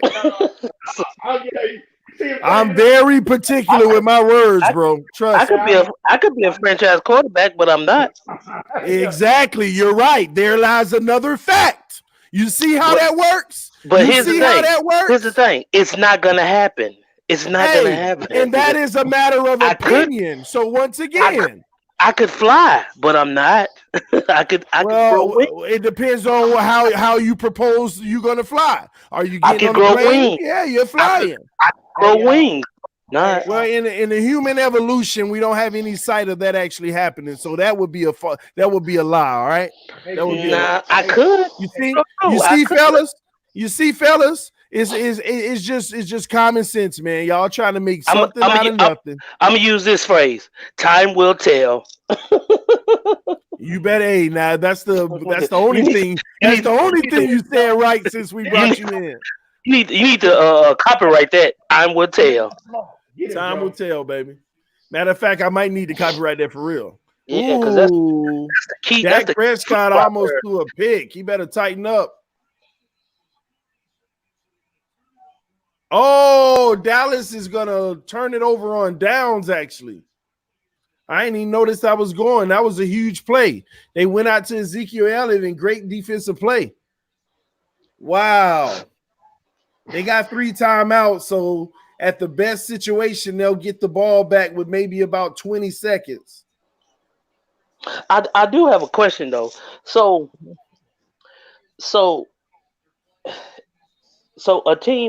a team can't have an elite quarterback and pay him the money he's worth and just fill the holes with free agency and young draft choices. I think it could happen. It's just really slim. It's like the chances are slim to none. This is just me giving you my. And this guy fumbles. Doing that, though. What happened? Teams have been doing it. They have an elite quarterback, and they fill the holes through free agency and draft. That's what Green Bay is doing. Green Bay is just. Go ahead. Name the one that won the Super Bowl. That's the thing. See, here's the thing. See, that's once again, that's how you flip flop. You say when you ask for an example, when you give an example, you say, well, why haven't they won? It's not about whether they win the Super Bowl. It's about wait. Let me finish. It's not about whether they win the Super Bowl. It's about, can they do what we say they can do? Can they get an elite quarterback and fill in the holes with free agency and draft picks? Green Bay is doing that now. Minnesota is doing that, and they don't even have an elite quarterback. They just pay like they got one. It can be done, bro. It's easy to be done. Just pay the guy and try to go get players. But once again, what's the purpose of the conversation if it ain't to do what we say we're gonna do and you win? Cowboy Dak Prescott didn't convert on the 4th down. They might get it back. Because they got timeouts. But what's the purpose of it all? Yeah, anybody can do it. Just go pay the guy. Go draft some good players. Go try to draft a whole bunch of good players. You're saying that people are actually doing it. Okay, they're doing it. But what's the purpose? What do we want out of them doing it? That's the argument. You're making it a different argument. Hold on. Okay, but you're making it a different argument. The argument is building. What's the right way to build success? That's the argument. It starts with an elite quarterback. Okay, and that's your ideology. But once again, where's the proof of the success behind it? Once again, I guess that's the thing. We have a different, because you still in the 80s and I'm in 2018 with Patrick Mahomes. No, you're in the 80s, bro. You're in the 80s because in right now, these guys are actually, they're the actual ones who are dealing with the contract situation. We never had to deal with this in the past. You're misunderstanding me. Today's NFL is led by elite quarterbacks. That's the point I'm trying to make. How many elite quarterbacks in the NFL? You say it's led by it, and majority ain't even in the NFL. But the best teams, see, once again, flip flop. You take one word and you run with it. Understand what I'm saying? Because you gotta speak. You gotta say the words that's coming out. I try to break it down. But you don't receive. Break it down, man. Break it down for me. Help me out. If you're gonna be a good team in 2019, you have to have an elite quarterback. Like the 49ers. God dog, man. I don't get it, man. I don't get it. Like the 49ers. Okay, so now like the 49ers. That I could label that as an anomaly. I can label that as an anomaly. See, y'all can say the anomalies when y'all, to make y'all argument, y'all want to say what's an anomaly. And then when we come in and say, I'm not using that to make that anomaly to make my argument. What I'm saying is what NFL heads talk about. You have to have an elite quarterback. Is Kirk Cousins elite? I'm trying to go. I just said earlier. I said Minnesota paid a lot for a quarterback, but he wasn't even elite. But if he was like this, if they wanted an elite quarterback, they had the money to pay for it, and still build it. But the best teams in the league right now, what you said. You said the best teams in the league right now. What did you say? Is Buffalo Bills quarterback elite? Sir, I said in today's NFL, you have to have an elite quarterback. That's what I said. To do what? To be a winning franchise. And what do you determine as a winning franchise? Because there's only one. Here's the thing. An elite quarterback puts his team in the position to win games. If you win games, you go to the playoffs. If you go to the playoffs, you have a chance to win the Super Bowl. Okay. So basically, you just need a quarterback that can get you in the playoffs. No, you need a elite quarterback that wins a lot of games. Once you win a lot of games, you go to the playoffs. You go to the playoffs, you have a chance to win the Super Bowl. So you want a quarterback who can win a lot of games to get you in the playoffs. To give you a chance to win the Super Bowl. I have a question. Because an elite quarterback can win the Super Bowl. I have a question. Come on, man. Yes, why do they say defenses win championships? They never say quarterbacks for championships. I can answer that question. That statement was derived from basketball, because when you play basketball, the five men that's on the court, they are not only do they provide offense, they provide defense too. So everybody on the basketball team can score, but if the 5 men can stop the other team from scoring, they say, hey, we got to have good defense too. I.e. defense wins championships. Let me respond to that, Finsanity 5. It's not just a basketball saying, and basketball doesn't own it was that. derived in all sports. It applies to all sports. Sir, I said it. Excuse me. I said it derived in basketball. It derives. That means it was thought up in basketball. It derives in all sports. No, but it came about in basketball. That phrase came from basketball. It came about in 1912 when No, man, listen. He missed a flip flop. TD flip flop. Man, listen. Y'all just hold on thinking that the quarterback is everything. Don't know what he's talking about. He starts. Can I say something? And I feel like this is where y'all miss our point. We're not saying you not having an elite quarterback is, bad. We're not saying that's a bad thing. We're saying when it comes down to the money. See, people want to look at the play, but football is also about the money too. You sometimes have to follow the money. They don't think that far. They don't think that far about it. You just want the dude that'll get you 50 touchdowns and 5,000 yards into an AFC championship game. But then when it comes down to it, his defense don't know how to line up right. Ma'am, I'll address that. You think I don't know about the money, but here's the thing: if you get your elite quarterback, did I not say you get the pieces through free agency and draft? You need money. One, you need money to go through free agency, and you need draft. You need draft money, but that's allowed it to every team. At the beginning of the offseason. If you're paying your elite quarterback top dollar, how do you have money in free agency? Like, how do you have money to go out and get that talent? You ain't got as much. Well, exactly. So you can't outbid to get that talent. So now you're relying on hit and miss draft pieces. No. Russell Wilson just got a wide receiver who is going to be good after all these years. He had Lockett, he had Golden Tate, but for a while, all he really had was Lockett for these last couple of years because they paid him and then they paid him again. They just drafted DK Metcalf, who dropped to them, so they lucked out on that one. You feel me? A lot of people what's the name? So you're playing with fire. Okay, you're playing with fire with these things. Okay, you can say a lot of things went into those decisions that they made and the decisions they made with free agency and stuff. But all I'm saying is, NFL teams have the money.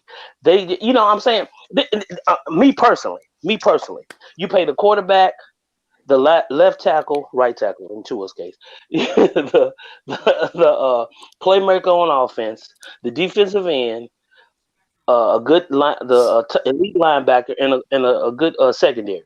So really, in my opinion, you just need to pay 6 people on your team at that elite status, and you can just fill. We can take from the Patriots, just fill in with good players in your system. See, that's how I know. That's how I know. Hold on. This is why I know. This is why I know he just be talking. You're basically trying to make it seem like that's the Patriots model when half of the players you just named they don't even pay. No, sir, I didn't say. You said just like the Patriots. You said just like the Patriots, and they just fill it in. I said in my opinion, I said 6 people are all you really need to pay. But I said when it comes to the other stuff, the other players, you fill them in with good players. And I'm flip flop. That's what you say 6 players on a 53-man roster. Okay, explain to me how to flip flop. Explain to me.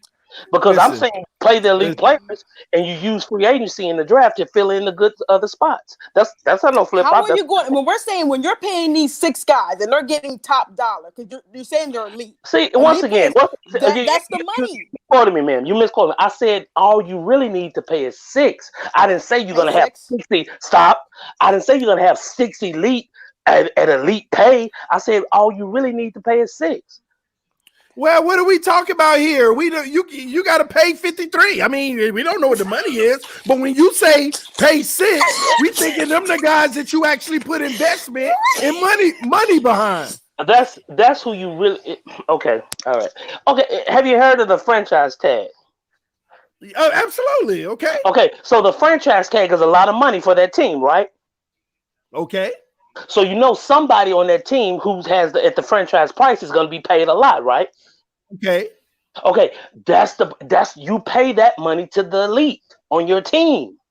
Hopefully, he's a quarterback. And do you think every team uses their franchise tag? Sir, I'm not talking about the franchise tag. I'm talking about that elite money. I just use the franchise tag as an example to show you where do you put the elite money at? Are you understanding me? Are you understanding me? Are you understanding me? I think. So where you put your money, that's all good. Okay, where you identifying? Identifying. I'm trying to finish saying what I'm saying. Okay. Identifying where you're supposed to put the money is one thing, but that ain't what this conversation is about. So much of where we're just talking about one position. Do you put max dollars into your quarterback when it is obvious, bro? I mean, every single team after these quarterbacks get off their rookie deal and make money have taken a decline. I'm just trying to finish what I'm saying. I'm just trying to finish what I'm saying. Okay, go ahead. I'm sorry. Tell me when you finish. I could be 100% wrong. Okay. Yeah, but every single quarterback who's gotten their money that's been any good after their rookie deal, the team's success has declined. And we're not talking about 1, 2, or 3 guys. I'm talking about a 10-guy sample size, but nobody can tell me the flip side of that. When you paid a guy and the team got better, that's all. So when I'm making these arguments, like I said, I could be wrong, but why are we ignoring? Why are we ignoring that logic? Like literally, every player who got their money, I'll tell you, on a bigger deal, had team success has declined, and not a single player I know when they got their money, the team success improved. I'm waiting on the name. I'm waiting on somebody to say this guy, he got his money. He got over 15% of the salary cap, and their team numbers went up. It is proven you put money in the quarterback, you take it away from other places. So what would you say about that? This is a conversation. This ain't us trying to prove each other wrong. I'm just throwing out a logic. I'm gonna give my opinion. That logic is asinine because but before you do, somebody say that's not true, but they never want to answer my question on name the player who took up more than 15% of the salary cap and their team after they paid them improved. That's all I'm asking. People always throw out this crap about that's not true. That's not completely correct. Give me the player that did it. Not you, Joe. I'm talking about those in the comment section saying it ain't true. Educate me. When you educate me, I would say, oh, man, that's a good point. Thank you. That's going to help my knowledge. That's all I'm looking for here is knowledge. That's all I'm looking for. But y'all come on and tell me what quarterback has ever done that in this league. Okay, that theory you have, to me, that's irrelevant and asinine because and here's why I say that. I'm a GM. I'm a head coach, and I'm the 3 guys. I want to just me personally. I want to pay money for an elite quarterback and get above average and good players to fill out my roster and pay the money to, like, say, okay, we need an elite wide receiver. I got an elite quarterback. We not losing. We're not gonna not have any money. So whatever deal I have to make to get a good wide receiver, an elite wide receiver, I will make that deal. You know what I'm saying? But I can't understand how you bring that argument up and that theory up. We know this NFL 2019, you need an elite quarterback. You need That's false. Players. That's false. Why do you keep saying we know something? Is it because other people tell you that we do? Can you please show me the elite quarterback? I'm gonna ask you this. Can you please show me the elite quarterback that's won a Super Bowl after getting their money? It don't matter you say when that's what you need. Stop. It don't. See, to me, that's asinine. It don't matter when they get their money. Are they elite? Can they win the game? Hold on, Joe Blow. If we draft Tua Tagovailoa right now, right? If we draft Tua Tagovailoa, this man puts up the biggest numbers of all time on his rookie record, wins 3 Super Bowls or whatever, right? And then we sign this man on $100 million a year deal. Are you sitting here telling me, because you're telling me right now, it don't matter. It don't matter about the deal. You mean to tell me if we give that man $100 million and the salary cap is $200 million, we still gonna go on to win Super Bowls? Before you ask me this, can you answer me that? What I'm gonna ask you is, it depends on that. Those 3 years we win the Super Bowl, what are we doing in free agency? What are we doing? Are we maneuvering our money? Yes, we are. We put money into weapons around him because we got it to spend. We giving him everything he needs. The salary cap is $200 million. We done spent $200 million. He got a perfect team. He wins 3 Super Bowls. Now, fourth year. So his contract comes up that 4th year.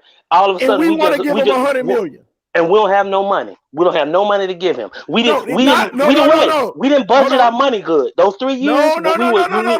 No. Let me back up. We got money to give him. Please get your scenario right. I'm giving it to you. You're changing it. We got money to give him. We're gonna listen. I told you we giving him his money. Well, when you give him his money, now you got to go look at the rest of that roster and say, we done gave Mahomes his cash. Who we dropping? Who we cutting out of the picture? How do you know they saying that? How you know they not restructuring? Stop. How you know they not restructuring their deal? How you know they saying, hey, we evaluating this guy. He's better than this guy we got, and he's gonna. So in other words, you're saying, how do I know that they're not going through the whole roster saying, hey, we know that you're getting paid $12 million a year, but we want to reevaluate and give you $8 million. Now we know you because it got to come down. Everybody, you gotta for a guy Scared money don't make none. So what you're learn that phrase. You take money out of another man's pocket who's earned the contract that he has to go out and pay your quarterback. You see what they're failing? You're asking another man to take money out of his pocket. Here's what they're failing to realize. A quarterback. They're failing to you realize. Never heard of restructuring contracts. I wouldn't even say that. Don't they have to agree to that though? You can't just go out and say, "Hey, I'm gonna give you less money." Don't the players have to agree to that? Stop, man. One, I didn't say that. Take money out of man's pocket. Hold on. Joe, I didn't say that. I didn't say that. What I said was, we see this guy. He's coming up on his contract. We see another guy that's a free agent that's better than this guy, and he's gonna cost us less than him. It's all about how you maneuver your money. But we don't gotta trick. You know what we don't gotta do? Unlike the Miami Dolphins this year or past years, we don't gotta worry about that elite quarterback. We got him. We got him sold up. Keep on making examples of stuff that's never happened. You keep making examples of stuff that's never happened. Green Bay did what? Green Bay have an elite. Stop. Green Bay have an elite quarterback. They won a Super Bowl when their quarterback was on a rookie deal. Go look it up. That wasn't the point I'm trying to make, sir. That wasn't the point I'm trying to make. Wait. That wasn't the point I'm trying to make. I'm saying Green Bay decided last year to finally go in free agency and get some weapons. They got their quarterback sold up. So who cares? We can't put that in the sample size until we see what they end up doing. I have a question to you. You trying to add that? You trying to add that? You trying to add the fact? You trying to add the fact that they went out and did it the right way? We haven't even got it. We haven't even finished letting it play out yet.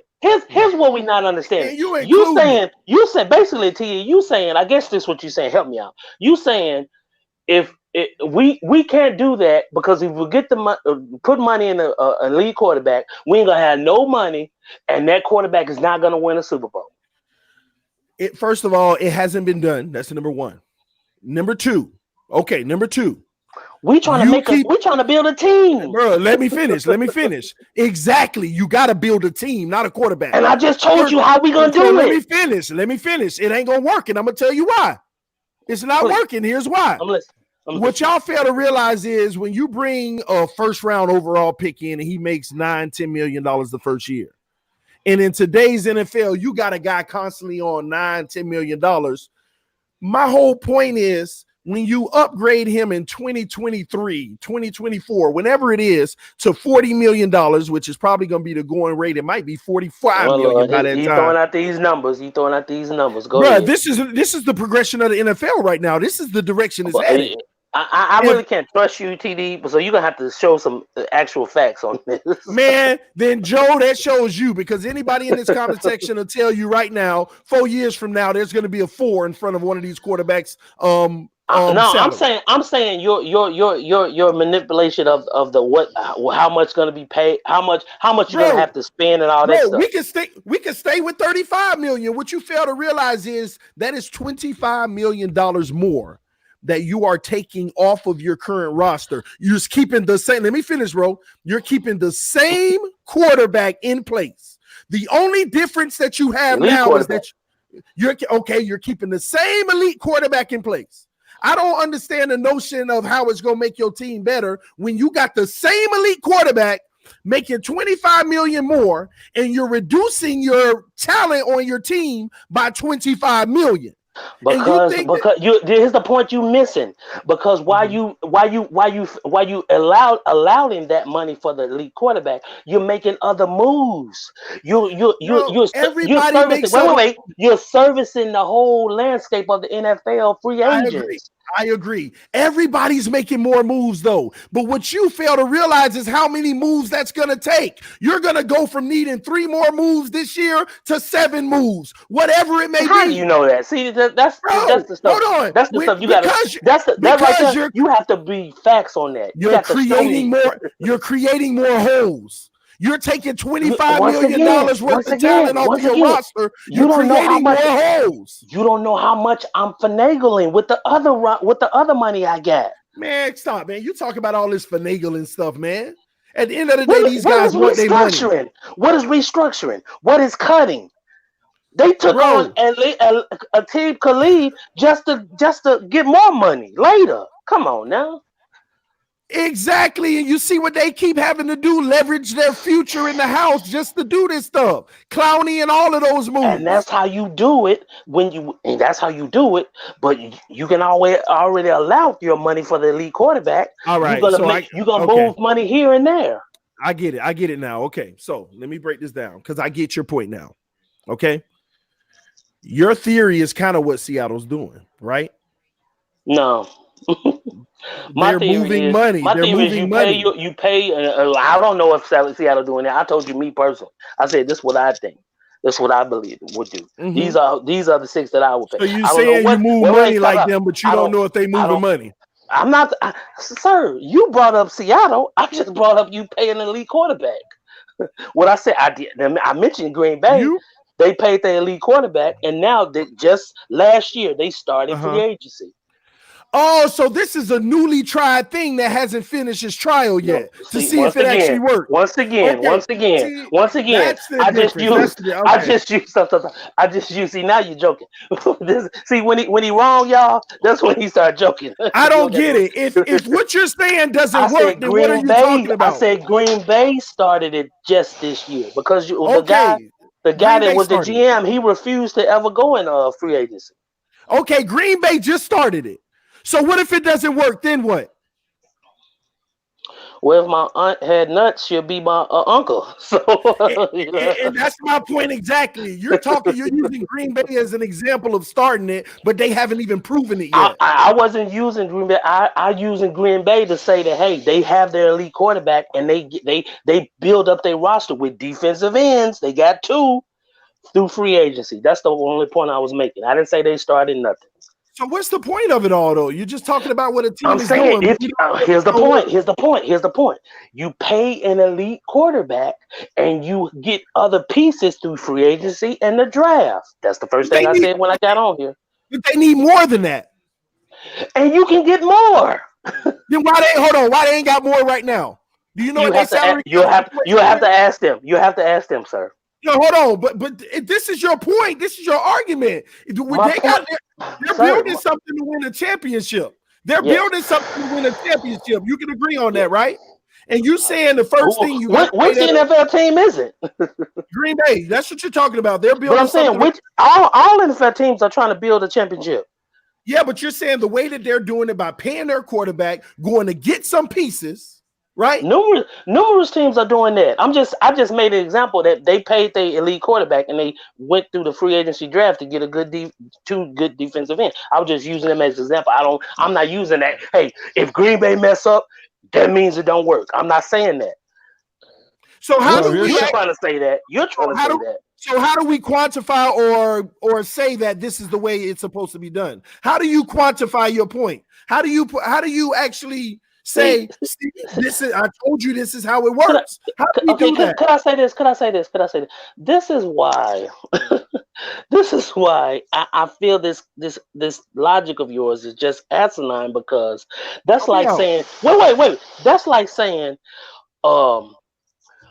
if a coach is using a certain defensive system, the only way he should use his defensive system is if it won a Super Bowl.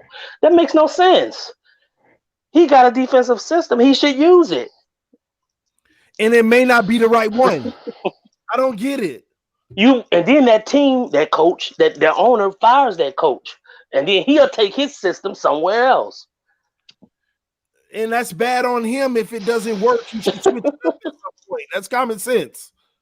Doing the same thing over and over, hoping for a different result, that don't make any sense to me. I really don't get that. But my whole point is, here's the difference, man. Here's what I'm finding out. People have their way of seeing football, and that's all fine. But they don't have any statistical data or evidence that backs up why the direction you want your team to go in actually is the right one. We just want to throw out it would get done, but there's nothing to show that works. We're in the business of doing things that works. We are looking for things that work, not things that say, I'm just in love with the quarterback and figure it out around him and just go with it. Like literally, what if we find out at the end of the day that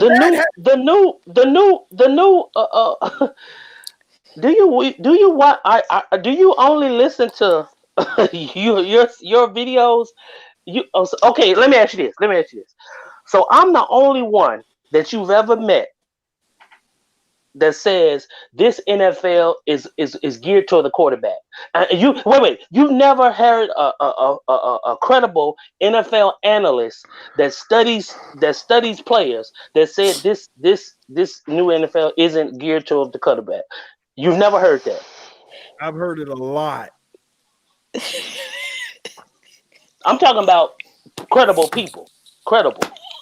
I'm not talking about people on your own video. I'm talking about credible people. I've heard credible people say that it's all about the quarterback in today's NFL. And I've also heard credible people say it's about getting to the quarterback in the NFL. TD. Okay, give me an example of those people. Like I said, I'm gonna be ready for y'all Tuesday. I already got my example. Bro, it don't matter. It's the media. This is what they do. Lazy journalism. No, see, that's another thing you use. It's not the media. These are analysts. See, obviously you didn't understand my question. I meant NFL analysts that study players, not no people that just talk or not talking heads. I'm not talking about Skip. Just a talking head of journalists. I'm talking about people. I'm talking about people that analyze players for drafts and whatnot. And not the game. Players and not. That's the problem we have now. Oh Lord. Okay, that's the difference. We got a difference in ideology. You're talking about people who study players, and always these same people who say this is going to be the next that end up being a bum. Some people get it right. That's just the nature of the game. But you're talking about people who study players. Now you just said the nature of the game. You just said that's the nature of the game. Can I finish? Most of these, it's the nature of the game of people out here who are doing it. They're analyzing players instead of analyzing the freaking game. They're not analyzing the game. They care too much. So you're saying a cook, a person that a cook couldn't tell whether another person is a good cook or not? Do you understand that analogy? If a man is a French 4-star chef, he can tell whether or not you're a good chef. These people analyze players and say, okay, we can say we analyze players coming into the league. We analyze the league, and we can tell by being students of history of the league and looking at the league that this league is going towards being quarterback driven. Bro, you're talking about cooking, and that is something that isn't evolved. Here we go. Bro, all I said was you talk about cooking, and you say, "Here we go." Where am I going? Where am I going? I just gave you an example. I just gave you an example. If you can, TD. Hold on. I'm gonna get you on Finsanity right after this. First of all, cooking ain't evolving like the NFL. The game of the NFL. That's why you gotta. That's not the point I'm trying to make. That's not the point I'm trying to make. It's apples and oranges. I know it's not the point you're trying to make because it's apples and oranges. It's not the same. No, it's not. I'm finna explain it to you. If you are a good cook, you can tell whether someone else is a good cook. That's the point. If these analysts if these analysts study football and know football, you can say that you can take their word as truth because they study football, they study players. So if they say the league is evolving to be quarterback driven, you can say, okay, that's a credible source. That's the point I was trying to make, dog. Bro, what you need to understand is I study this game too. Just because they're on a national TV, here we go. Once again, oh Lord, just because they're on national TV. First of all, you're basically saying you believe what the masses tell you. I'm not. No, see, that's another lie. That's a flip flop. That's a flip flop. If you got 10 analysts, how am I flip flopping? And I'm telling you what you believe. These are not flip.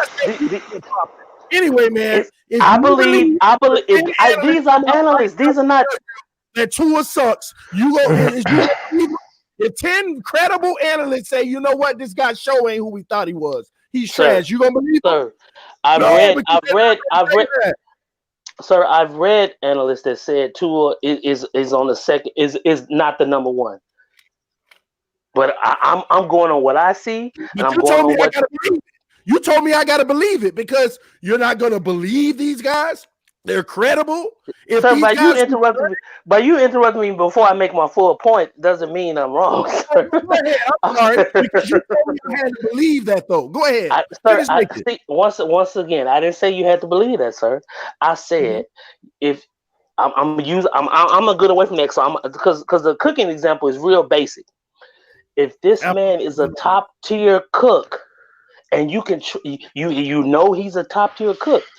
If you can take his analysis as credible because he studies cooking. He knows that. So you can say, okay, well, if he make an analysis, I could use that as credible because he knows what he's talking about. That's all I'm saying. You don't have to believe it. The reason why that top tier cook knows the other guy's a top tier cook is because he's a top tier cook himself, not an evaluator of cooks that never cooked.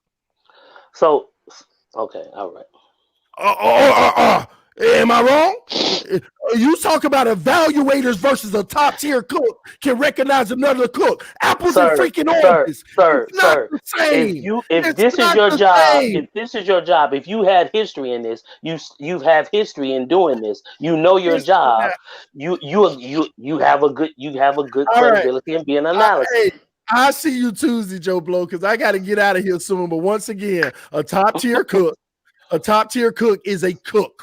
Now you're joking. Now. Flip flop what you said before by joking.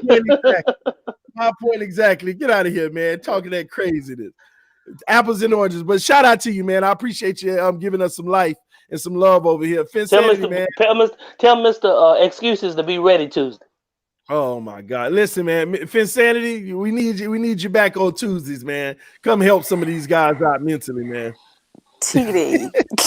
Listen, you know what? I actually I normally get to watch the day after, and like I get to read the comments. And I'm telling you, these comment section guys are so hilarious, and I love it. I'm here for the comments, but I like what you guys are doing. I definitely miss it. I'm glad that I got to do 2 days in a row. Oh my gosh. Unless we do these things on the weekend, you probably won't see me until the draft. So I'm just being honest. We're gonna have to figure it out, man. We're gonna have to figure it out. Yeah, but TD, I think sometimes me and you, we're so focused on building, a good team that people don't realize it. People forget that the Patriots have their sustained success because their quarterback sacrificed in ways that a lot of quarterbacks don't. And they built a system. So to me, when you get an elite quarterback, yeah, you can go ahead and pay him, but now the team has to sacrifice. Whereas Tom Brady said, instead of making this team sacrifice, I'll be the one to sacrifice so that we can have long-term success.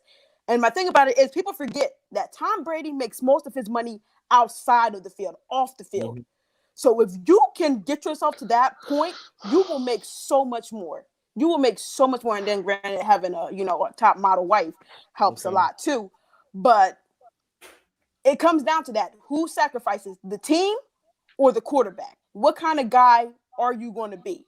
Do you want to have this sustained success long term or not? Because the Legion of Boom was perfect. It was made perfect. It was created perfect. It was good. And the Seahawks, barring one bad play call, could have taken over dynasty-wise if Russell Wilson, said, you know what? My defense is good. Go ahead, pay him. I'm going to make my money somewhere else. But he didn't do that. So they had to reset. Yeah, you're still making the playoffs, but you're not going as far as you normally go. The one thing about the Patriots is we know they're going to the AFC Championship, and 9 times out of 10, barring a crazy mishap, they're going to the Super Bowl. So what we're saying is build the team. It's okay. Instead of saying, hey, wide receiver, or hey, strong safety, can you take a pay cut so I can pay this guy? Say, hey, man, listen, we're going to pay you, but we need to keep some of these other things around you too. Can you take less? Because 9 times out of 10, the people you see on these commercials are the quarterbacks. Think about it. Other than Aaron Donald and Gurley doing the one commercial, and then Juju now doing the one Pizza Hut commercial, most of these quarterbacks are making the money in advertisements. So they're getting paid. So you asking the players on the field who are out there making these quarterbacks look better and look good because it's a team sport to take less money so you can keep a dude who's going to be making even more on top of you through these ads, it's crazy. My thing is, I don't check no man's pockets. And if you're worth it, go ahead and do it. But be ready for the sacrifice. And the fan base also has to realize what it's going to be too. You think that having an elite quarterback? Yeah, we want to say we have a good quarterback, and that's good.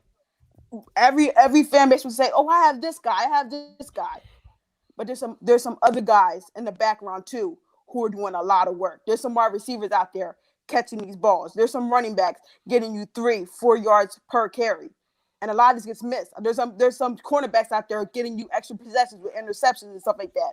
There's some defensive linemen out there getting you sacks. And when you lose some of those pieces, you see it. But some quarterbacks can make up for that. Some cannot. And that's where you have to evaluate and see where it is. I'd rather Miami build a good team built for long-term success. But hey, I'm just a girl from Jersey out here living, trying to tell you how I'm thinking. That's all I'm doing. That's what's up, man. It's always a pleasure, and I appreciate you always coming through, Finsanity. Nick, man, you gonna hang out with us Tuesday? Absolutely, TD. Absolutely. Make sure you come through, man. I gotta actually get off right now, so y'all gonna have to forgive me. But I'm just the crazy thing is all these people keep on talking about. All right, I'm out of here. But this whole Drew Brees talk, we're gonna talk about it on Tuesday because it's not the case. The man, I mean, literally, man, the man only. His cap hit has been totally different than what everybody else keep trying to say it is in the comment section right now. We're going to talk about that Tuesday, and we'll bring it up, all right?